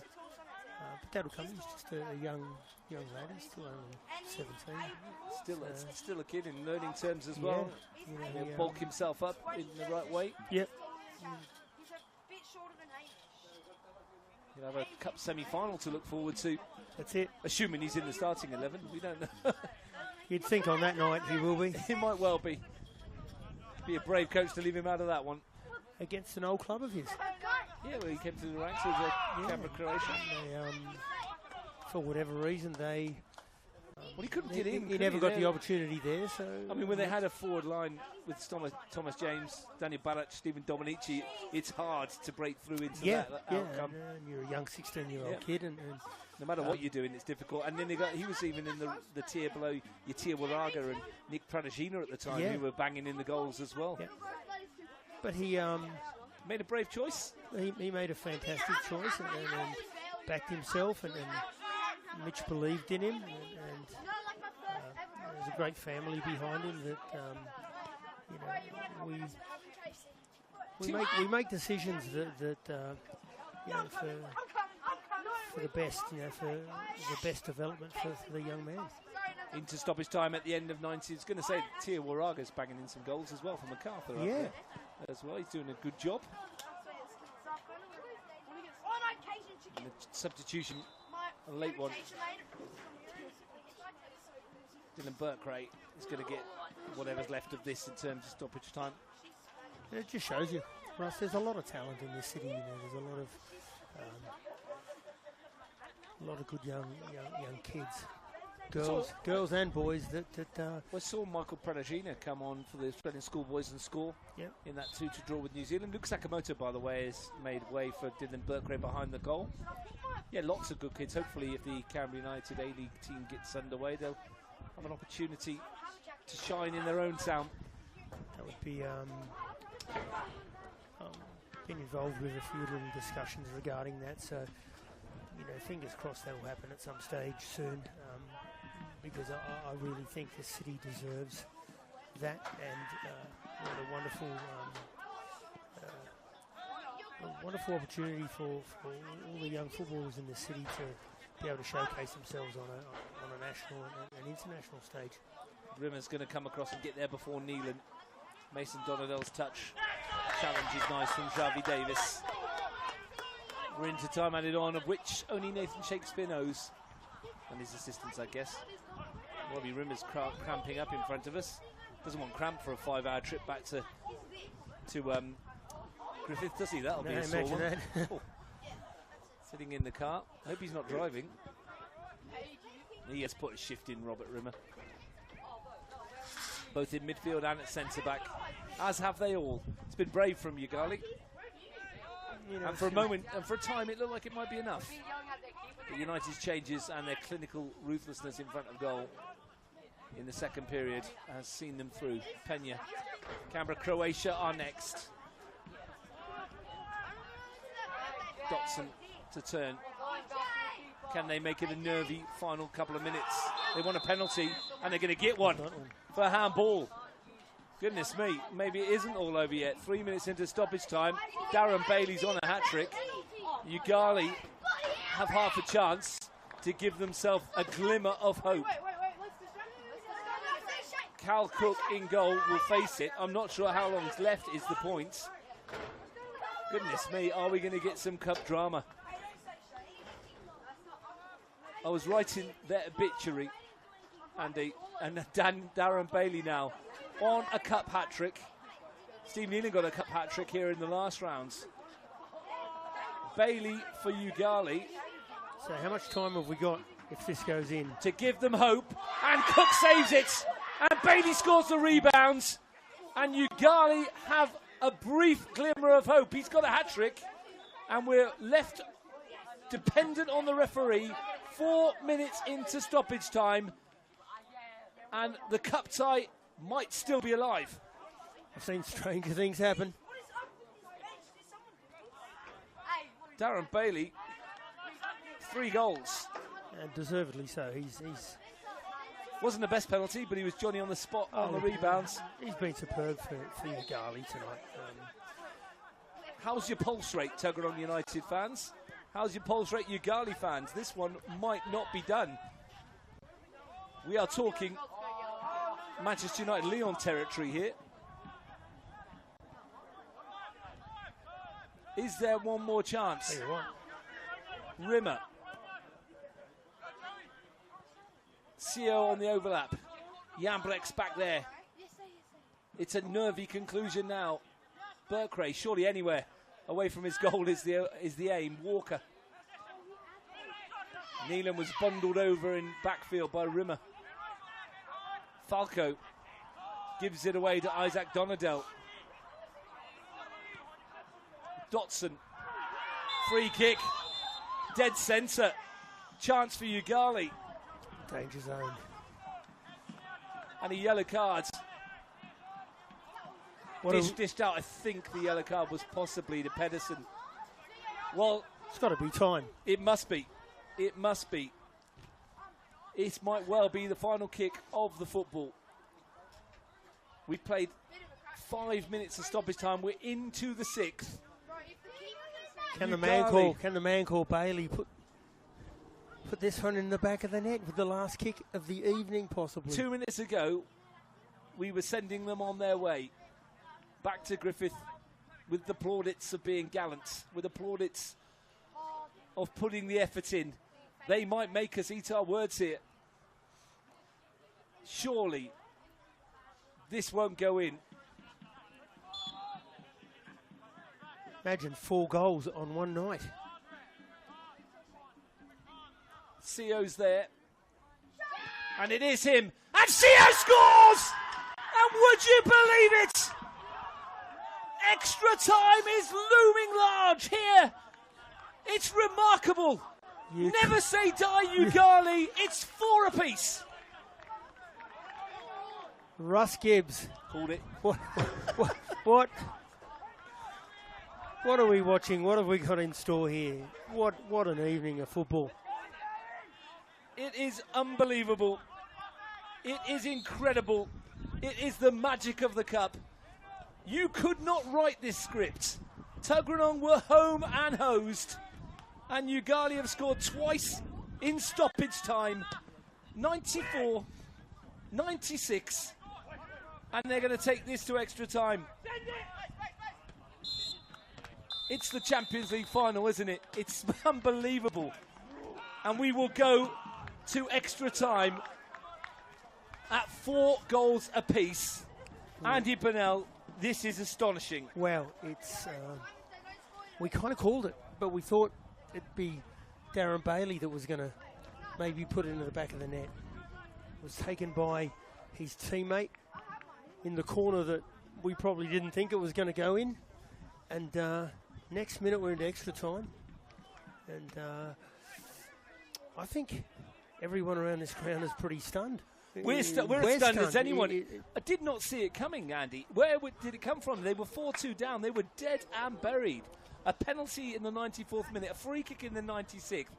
It is the stuff that cup football dreams are made of. It is why this competition exists. I can't believe it's 4-4, and if you're Tuggeranong, you'll be thinking, you go to sleep tonight. If you end up losing this game, you go to sleep tonight and you think, how the hell did we give that free kick away there? And why and how with 5-10 seconds to go?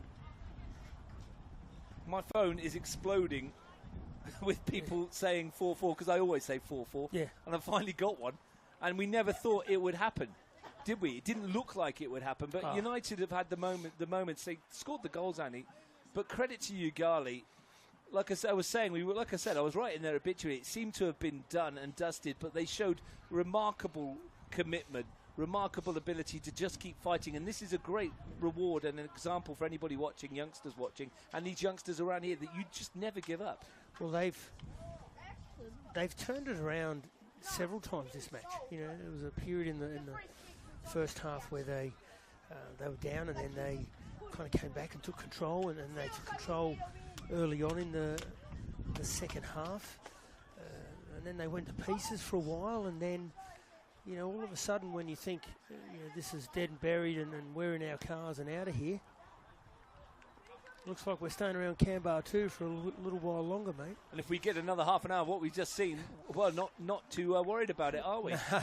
A sense of stunned disbelief around us here at Kambah too. Yoogali have done something that no one, perhaps except for them, may have thought was possible. And even then, I think you'd be pushing the boundaries of the greatest stories told, that you would have told these boys that with 2 minutes left of stoppage time, deep into it, you're 2 goals adrift and you're going to go to extra time. It's just the magic of football, isn't it? These Yoogali boys will get back home to Griffith at, what, 4 in the morning? Yeah, at least now. Yeah, They've got an extra half an hour or so. It's quite remarkable what we've seen here, and this is not over yet. Well, how does this affect Tuggeranong now? How do they approach this? Well, let's just sit back and find out, Andy Pennell, because here we go. An extra half an hour of free cup football for you. Well, if you've been watching already with us, you will not be disappointed. 8 goals, 4 apiece. And it's a great effort from both sides. You know, they were in Griffith, what, 4 or 5 days ago? Travel here, there, both teams. And they're putting on a great performance tonight. You know, there's a lot of action, a lot of goals. 15 each way to go. Incredible football match we're witnessing. Nick Emmanuel, whose goal we thought had sealed it at 4-2. How wrong we were. Mason Donadell now as the momentum swung back towards Griffith. Yoogali, have they got any legs left? Well, Pena, Neelan, ooh, that one's come off the back of Isaac Donadell, and I tell you what, that's jarred his back as it's hit him in the face. Yep. That is a sore one for Isaac Donadell. For those of us of a certain age, we can feel his pain right now, Andy. I would have never, at my age now, I'd never get up from that. Because it jarred his back and it was a spasm horribly. And you can see his hand in the base of it. That is going to be sore tomorrow, especially off the back of a car trip home. Here's Cole Falco, though, with the latest in the line of... Can another one of these magnificent throws impact this game somehow? We will see as he launches it in towards Deakin at the near post. It was won by Isaac Donadell. And that one's launched out towards the cricket nets behind us. And we have another one coming up. Can tell you, we got some stats coming through thanks to Tom up in the Brisbane office. I'll tell you all about them in a moment as Falco lines up yet another howitzer into the area, and it's up and away for a corner. Shots off target, 3 for Yoogali, 2 for Tuggeranong. Shots on target, 10 for Tuggeranong, 7 for Yoogali. 7 corners apiece now. 7 free kicks to Tuggeranong, 6 to Yoogali. The stats are pretty even in terms of where we're at, and that's not surprising because it's 4-4. United, though, have a corner. Well, it's moments like this that can set pieces, corners, throw-ins. These are the moments that can change games, that can win games. Crowded box again into the danger area. Met on the near post by Ali Alizada. Walker will get a second bite of the cherry. They're doing well to defend this so far, Yoogali, and they'll do well to keep defending because they're under a little bit of pressure here now. Walker again towards the far post. It's dipping, and De Pauli arcing his back to claw it over the bar. Third time's the charm, perhaps, for Sam Walker. This cup tie is top class. I could tell you at the AAS, Canberra Olympic lead Gungahlin United by 1-0 in the Women's Federation Cup quarter-final. Dramatic enough in its own way, but perhaps not on the level of this one so far. This is a cup classic. Walker again. Is this the third corner? Third corner in a row, I think. Third time's the charm? Yeah. Perhaps not. Probably the worst of the 3. But Walker's going to keep this in, and it's a nice angle for him to deliver from under no pressure. And swings it towards Falco on the far post. Into the side netting. You wonder where this is going to end up. There's no indication of who's going to win this. Well, no, and Yoogali have done well the last. So they had 3 corners against them. You add the 2 throw-ins as well as five dangerous moments there that they've been able to stay strong and keep Tuggeranong out.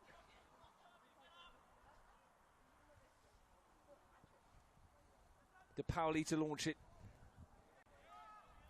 I hope you're watching this game, and I know a lot of people are watching this game. Well, here you and I were talking about Canberra Croatia Tuggeranong match, and well, now it's back off again, isn't it? Yeah. It might be going to Griffith.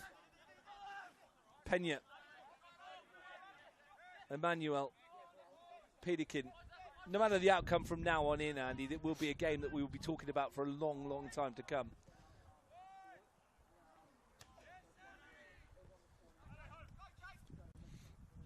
Good win by Doneto. Likewise, Pena. Neelan. Pena. Walker ahead. Couldn't find the pass he needed. Strong work by Alizada. Fired Doneto. Dotson. Nice idea. Deakin, though, was right there. Credit to the referee as well and the assistants. Pena's down injured in the backfield, which is why we've got a stoppage just to the right. Credit to the officials for letting it flow as well. And in credit to Nathan Shakespeare for making the big calls when he needed to, the free kick and the penalty. Oh, well, they were clear. You know, that's... but it's a sign of a good referee. You know, he...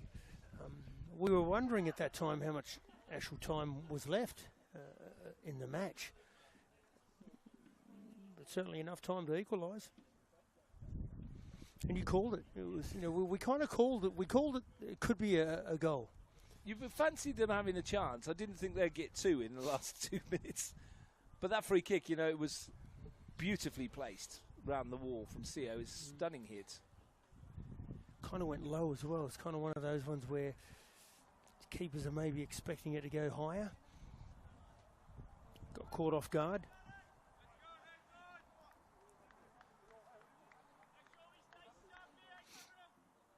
What a cup tie.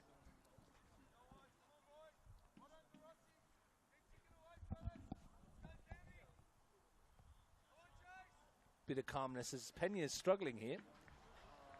Tuggeranong have used all their subs.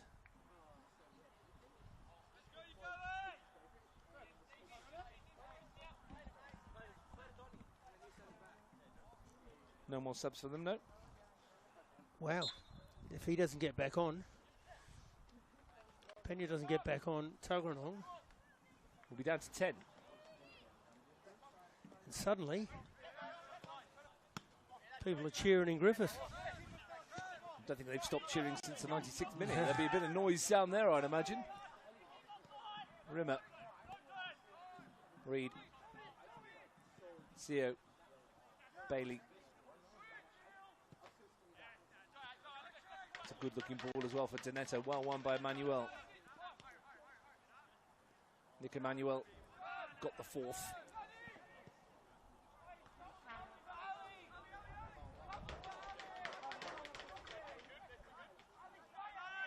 Pedersen. Walker. Pena wants to be coming back on this near side. Can't get the attention of the referee though.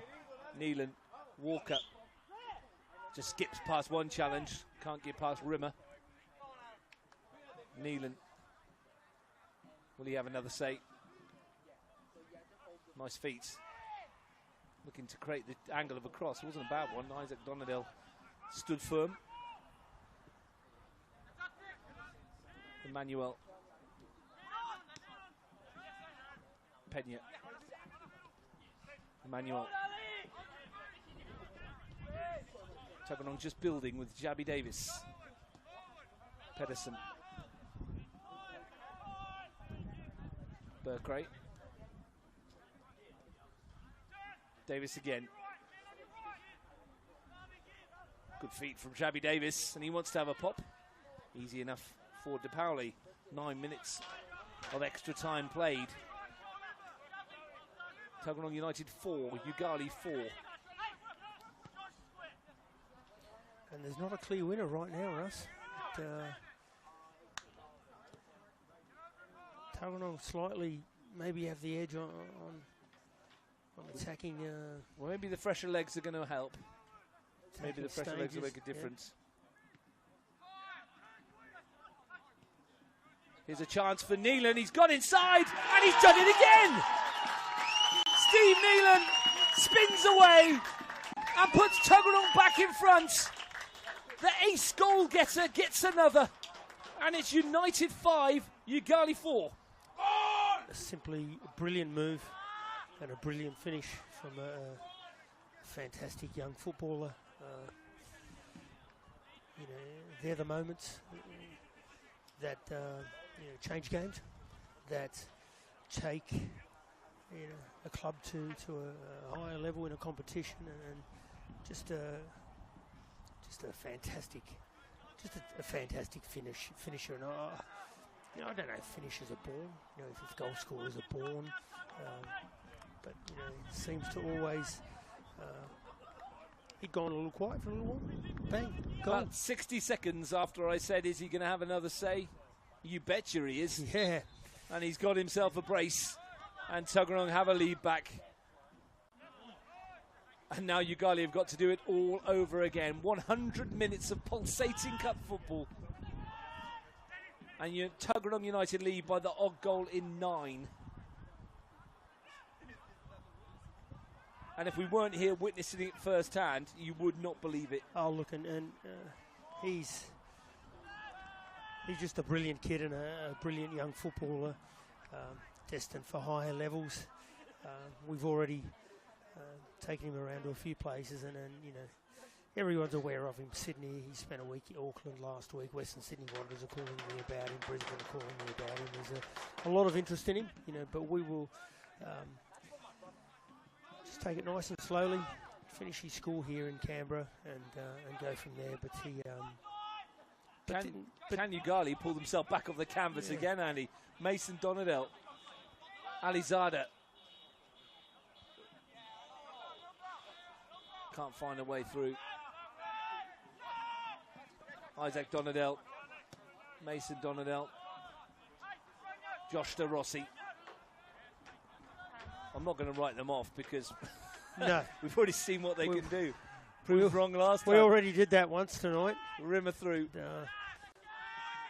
I don't think many people would say we weren't unjust in doing so in the 94th minute of 6 minutes of added on when you're 4-2 down. It's probably fair to start writing the heading of the match report, if you like. I don't think there would have been any commentators worldwide, Russ, that wouldn't have been with us. But well, like I say, it's equivalent to that remarkable Europa League game we watched the other week when it was dead and buried.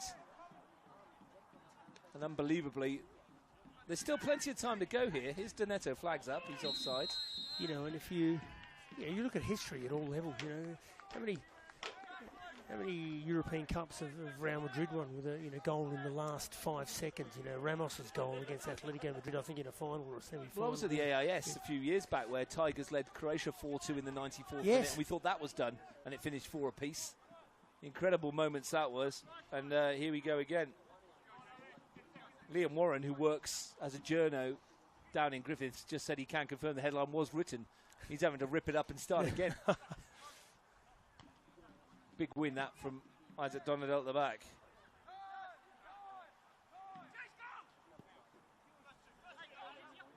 Manuel brings it down. A couple of minutes left of this first half of extra time. Manuel again. Alessandro Petty's really struggling here. He is. I might have to find somewhere on the pitch for him where he can just sit in there and sit in a space and make it difficult for people to get into that area of the ground, because he's not too mobile right now, Russ. Jambrek is. He has been all night. He's got 2. Neelan's got 2. Bailey's got 3. And he's off and running. He hasn't stopped all night. Probably the oldest player on the pitch. Might be pushing you and Peterkin a bit. It's been an unbelievable evening. Everyone that's taken the time out to come and watch this at the venue will be pretty happy. If you've taken the time out to watch it at home, I'm sure you're enjoying yourself. Probably a bit warmer than me and Andy right now as the wind picks up A again. lot warmer. Might be time to get the thermal socks back out. Because the temperature is dropping a little bit later than advertised. Usually by Anzac Day we've got the heaters on and we're warming ourselves up, but it's getting there in Canberra. Neelan's header. The action keeping us plenty warm on the field. Davis, Pedersen. Here goes Emmanuel again. It's going to cause problems once more with his physicality. But they've got away with it. Neto, Alizada. Dotson came short. The ball went long, and Dylan Burkray can tidy up for the home team.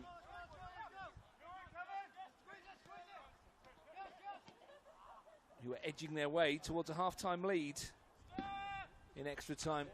20-odd seconds of it left, plus whatever, if anything, is going to be added on. Davis. Jambrek outside. Used as a decoy. Pedersen. Jambrek. Went for the flick. Didn't come off, but Tuggeranong still have it, if only briefly. Scrappy. Burkray, space to run into. Jambrek takes over. Walker. Tried to find Neelan. Not a bad option. Tuggeranong would love another one now, wouldn't they? They're not going to have time, I don't think. But yeah, they would. They would love a 2-goal cushion, although they didn't prove enough before. Whilst it's still only one, there's still hope, isn't there? That's it. Well, there's two, there might be hope. But it would take a monumental effort for them to come back from it again. Here's Emmanuel to send it in and wins a corner as we enter the second minute of time added on at the end of the first half of extra time. That's a mouthful. Walker with the corner. And credit to the players for getting through this, but credit to me and you as well, Andy. This has been a heck of a night, isn't it? To try and it's not that easy standing up here in it's not on a cold bleacher. No. Wind howling through, no replay screens. Walker, flat delivery into the middle. Yoogali will get rid of it. Doneto. Peterkin stuck his leg out. Doneto loses out to Neelan. Fair bit of time added on here by the officials. Are we just going to play half an hour straight through? Bailey. Doneto charging forward. Bailey ignores him, looks for Dotson on the far post. And Pedersen away, and Taste Doneto, well, any other player, and he'd probably be giving him a mouthful, but Darren Bailey giving him the death stare. It's a great run from the left back. It was. Rim along. Burkray out. And that'll do for the first half of extra time. And Andy Bennell, it is Tuggeranong United who have their lead back, and it is Steve Neelan again. Conversation always seems to come around to Steve Neelan. His statistics this season: 2 league games, 2 goals; 2 cup games, 5 goals. That's 7 goals in 4 matches. His league form over the course of last season and this season: 11 goals in 15 games. So now he's gone 17 games for 16 goals in senior football. Well, he scores. He's a natural finisher. He scores goals. He's got pace. But I'll tell you something, and with all respect to Stevie, he's still got a lot to learn. What really excites me is, I've helped kids out of this city from Zelic to Carvaleri to Tom Rogic to, and I put him in that category of someone that can go and play, higher levels. Where? Who knows with this kid, because he's still talking about 17-year-old kid that played rugby league as a junior for a lot of the time. You know, played a bit of football in Indonesia when he lived there for a bit. That's it. You know, this formation works him as well, doesn't he? The players around him to create the chances. I mean, the pass to get him in there was exquisite. I mean, you've got Sam Walker in there, Romeo Jambrek creating for him. Bevan Foxall in the first half, Xabi Davis. They're fantastic. They work really well together. Fantastic young players with great awareness and vision of what football is. So it's almost like the perfect fit for Stevie. And you know, you can compare him to a lot of people. You know, he finishes like Andy Cole did, like Vardy. You know, these quick, fast, sharp finishes. Michael Owen. Doesn't miss many. No. Well, he's got the one that matters at the moment. Tuggeranong 5, Yoogali 4. Quarter of an hour for Yoogali to rescue themselves again. Is it humanly possible? Can they drag themselves? 12 players they've got. They've made a change at this juncture. 2 of them have come on. Young Stefan Donadel and Cade Castle on this near side. We will confirm who it's for. I think Cade Castle's come on for Danny Reid. And Stefan Donadel might well have come on for Chase Donetto, unless they've moved him further forward. Just glancing around. No, Chase Donetto's gone to the left wing. We will figure it out. What I have liked about Tuggeranong this season, obviously started coming to watch them a fair bit. You know, they've got some 4 or 5 very good youngsters. It was the way they approached the game and the way Mitch, you know, had them playing football, and it was just a real joy to watch them play.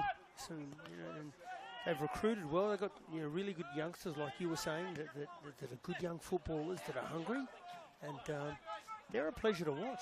Stefan Donadel, the latest Donadel off the rank. Jace Dotson's made way. Darren Bailey's gone to centre forward. Stefan Donadel alongside Isaac Mason and Jacob. And Ruben, who's back now as well. Young fullback, winger. He will be tasked with trying to lift his team. They've got some fresh legs for this last 15 minutes, Andy, which is good.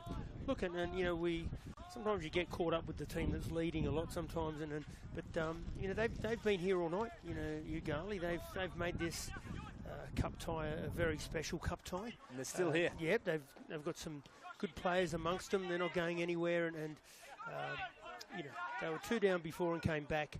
They're only 1 down, so Mason Donadel for Bailey. You know, again, you know, Bailey around and good players like him around you, you're always a threat. Mason Donadel's touch. Jambrek was there. Xavi Davis finds Pena. Jambrek wanted to send Nealon over the top, rather tired swing of the right boot for him. Mason Donadel. Stefan Donadel. Isaac Donadel. Commentator's nightmare. So many Donadels. Good ball, though, to fight Cade Castle. They'll be looking to get another one, Tuggeranong. If they get another one, then I don't think they could do it again. But yeah, surely it would be over. But Yoogali looking for another equaliser. Rimmer's ball forward. I tell you, they get an equaliser, it goes to penalties. There's your night. Finish 5 apiece. Wouldn't it? Unbelievable. They might still do so. Reid went down. Danny Reid is still on out there. Oh, apologies. No, he is. I'm trying to see who Cade Castle's replaced.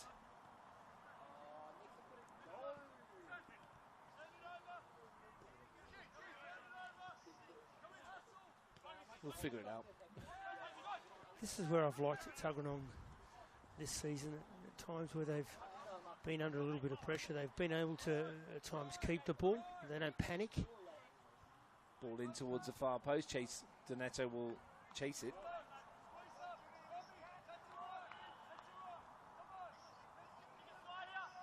I think it's Josh. No, Josh DeRossi still. I cannot figure out for the life of me who has come on for Castle. Maybe it's Ali Alizada. I think they might have subbed a sub here, which is interesting, isn't it?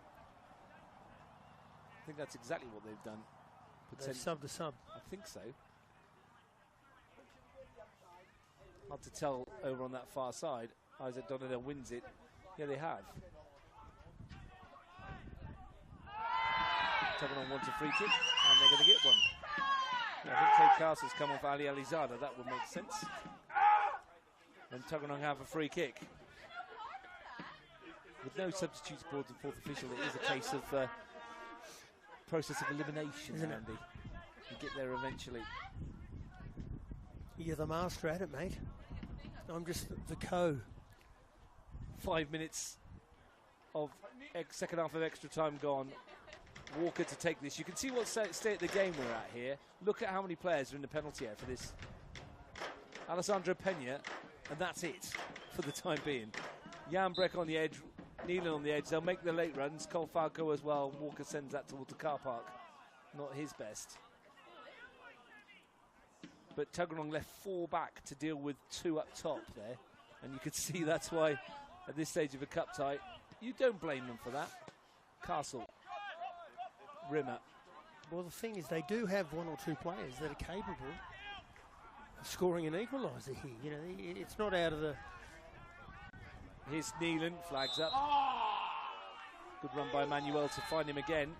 He's been good off the bench, Nick Emmanuel. Got booked, Nealon. Did he for kicking the ball away there? I think he threw it away. Didn't see, I was looking down at the camera angle just to see if I could figure who it was, but Steve Nealon has got himself a yellow card. Has to be a bit careful, doesn't want to miss the semi-final. Should Tuggeranong hold on? Do you mean by getting another yellow by card? Yeah, by getting sent off.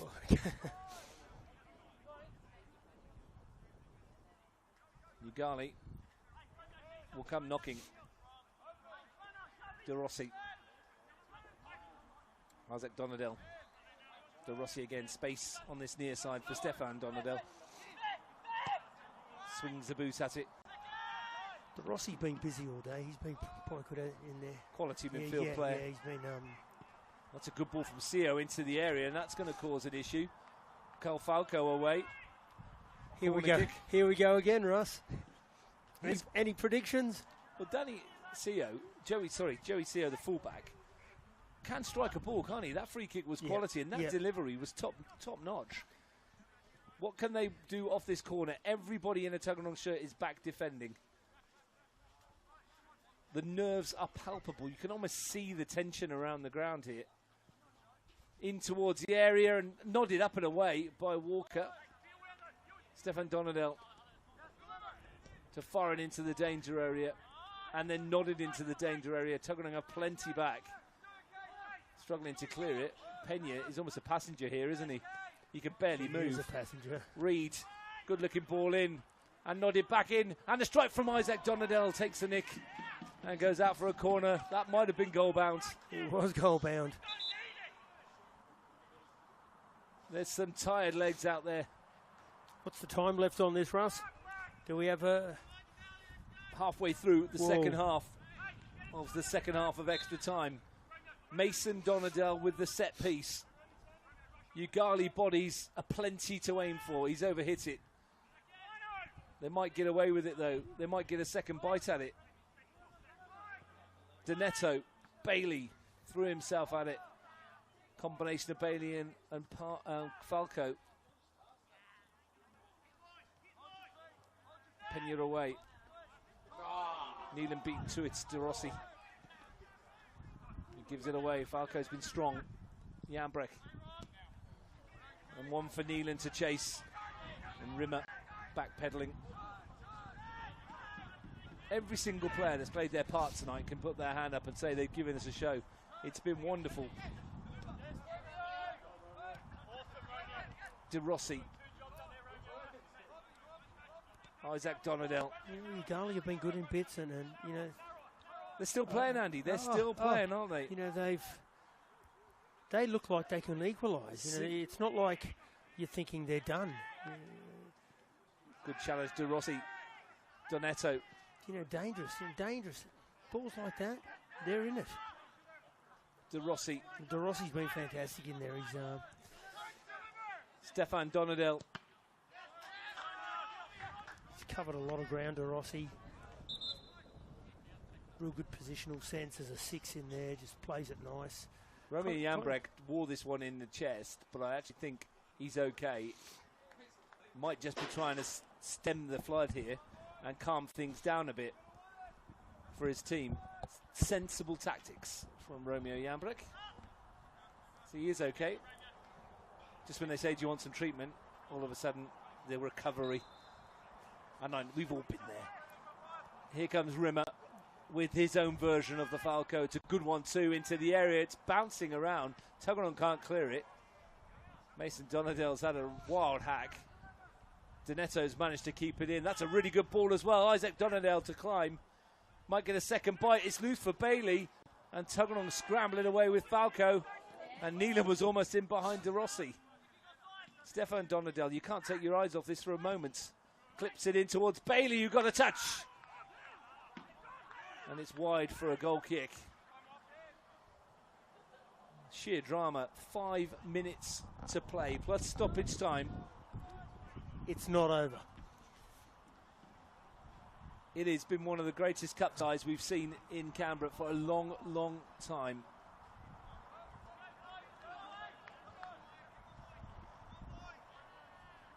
A proper epic. Well, the last 5 minutes have been Yoogali. Tuggeranong lead, but it is tenuous. Every time Yoogali attack, there's a sense of jeopardy around us, isn't there, Andy? There's a feeling that this isn't done. There might be one big chance left for the visitors. They're going to throw everybody forward.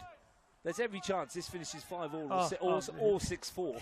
Because when they throw everybody forward, they might get caught at the break. I think it's one of those two, Russ. Bailey. Still going. Donetto in behind. To fire it across and wins another corner. Tuggeranong defending resolutely themselves. Everybody in there except for De Rossi and De Pauli. 5-5 or 6-4. Russ Kibbs has called it. Just over 3 to play. Deep towards the far post. Bailey was the target. Walker won the header. They'll go again from the near side.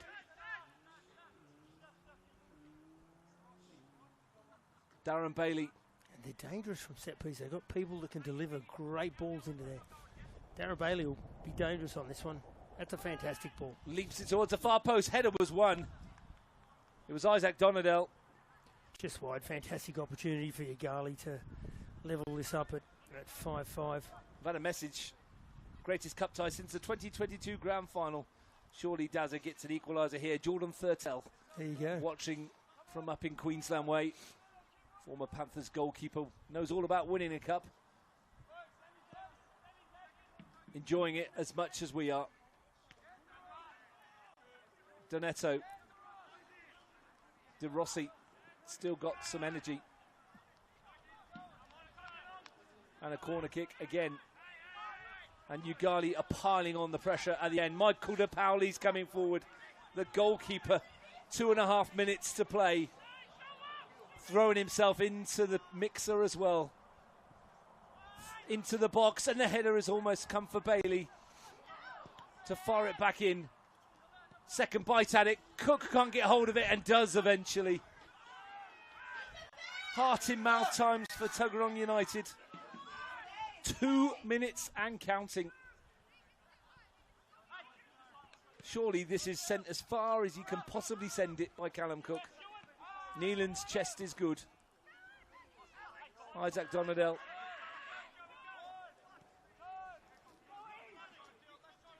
Seo. Donetto. 4 in the penalty area if he can find the right ball. Chase Donetto. He can't get a cross in. And Tuggeranong will slam it forward. Neelan is onside here. Come from his own half. He's okay. Walker's busting a gut to get up with him. Neelan will fancy it himself. And he wins his team a free kick. And ekes out the seconds. A yellow card. Delivered to Robbie Rimmer, I think. Almost academic at this stage of the contest. Clever play there. Just sized up the defender, stopped him, moved. Quick little movement, got himself a free kick, and that's relieved a lot of little bit of tension around the place for Tuggeranong here. In stark contrast to the set pieces for Yoogali, Tuggeranong have committed one into the penalty area. Steve Nealon, who's tying a shoelace. This is going short and nowhere else, I would imagine, to the corner flag with Walker. And he gets his team a corner kick and he wastes some more seconds. By the time this gets taken, we will be very close to stoppage time. Very close to Tuggeranong United taking their place in the semi-finals. We've been here before, though, not that long ago. This bit of time wasting, which is part of the game at times, is a credit to Yoogali. You know, the game fact management, that, yeah. Andy, game management. Walker goes down, wants a free kick, not getting anything. Yoogali need to go from coast to coast. Stefan Donadel screaming forward into stoppage time at the end of extra time. Bailey's header scooped away. It's all on how long's left. Janbrek finds Nealon. Back for Janbrek. Back for Nealon. Couldn't get under his control. Isaac Donadel for Yoogali. Launched by Mason Donadel. Chase Doneto's up. It's 4v4 at the back. But Ewan Peterkin is there. Pedersen. Walker trying to calm things down. Emmanuel, to use his pace, runs it out of play. I'm not saying much here, Russ. I'm just kind of waiting for something to happen. It feels like it might happen still. Yeah. We've played nearly a minute of time added on. It feels almost a shame that this one's going to come to a close. Emmanuel, Peterkin. No one up there for Tuggeranong. CO can go back to De Pauli. Is this the final roll of the dice for Yoogali? Isaac Donadel to send it deep. It's a good-looking one. Falco was arcing backwards to get rid of it. Spurcray helps it on its way. Walker under pressure. Free kick relieves the pressure. And Tuggeranong can send this far from home. And they might well have done enough. They might well have done just enough. Yep, that free kick has just calmed things down. There's a yellow card coming Bailey's here. not happy. Well, who's it going to? Josh Pedersen. It's not a free kick the other way. It's a free kick for Tuggeranong. And they tried to put De Pauli out of his goal. I thought Josh Pedersen had already been booked myself, so we'll wait and see about that one, which would be interesting, depending on who he gave that yellow card to. That one's sent forward. Might have got it wrong earlier when he got a yellow. We will see. De Rossi. One last attack here. Stefan Donadel sends it in, hooked away. Mason Donadel. Almost 2.5 minutes of stoppage time gone. De Rossi. Mason Donadel wants a pop. Cook puts it away. And the flag is up against Doneto. And fine save from Callum Cook as Mason Donadel sought to put it in the top corner. And Tuggeranong United survive. A quite epic cup encounter. Yoogali gave it their all to the very, very end, Andy Burnell. And it's been a privilege to sit here and witness it all. Wow. Great night of football in the capital. Yoogali, fantastic. A great effort. Tuggeranong in the end. Just slightly got ahead on the scoreboard and took the game out, but credit to both sides. Fantastic effort, considering, they had both had to travel, to Griffith on the weekend and back, and then to give us 120 minutes like that. It was just very blessed to be here. Andy Burnell, thank you very much for joining us. It's absolutely brilliant cup tie. This is the tale of the tape. Romeo Janbrek, 3 minutes, 1-0. Darren Bailey, 6 minutes, 1 apiece. Tuggeranong win 2-1 down when Darren Bailey scored again in the 49th minute. Steve Nealon made it 2-2. And then Romeo Janbrek and Nick Manuel have got Tuggeranong home at 4-2, only for Darren Bailey and Joey CO to lever it. It went into extra time. Steve Nealon won it for Tuggeranong in the first period, but an epic cup tie. A wonderful night. Tuggeranong will host Canberra, Croatia in the semi-finals. It's finished Tuggeranong United 5, Yoogali 4.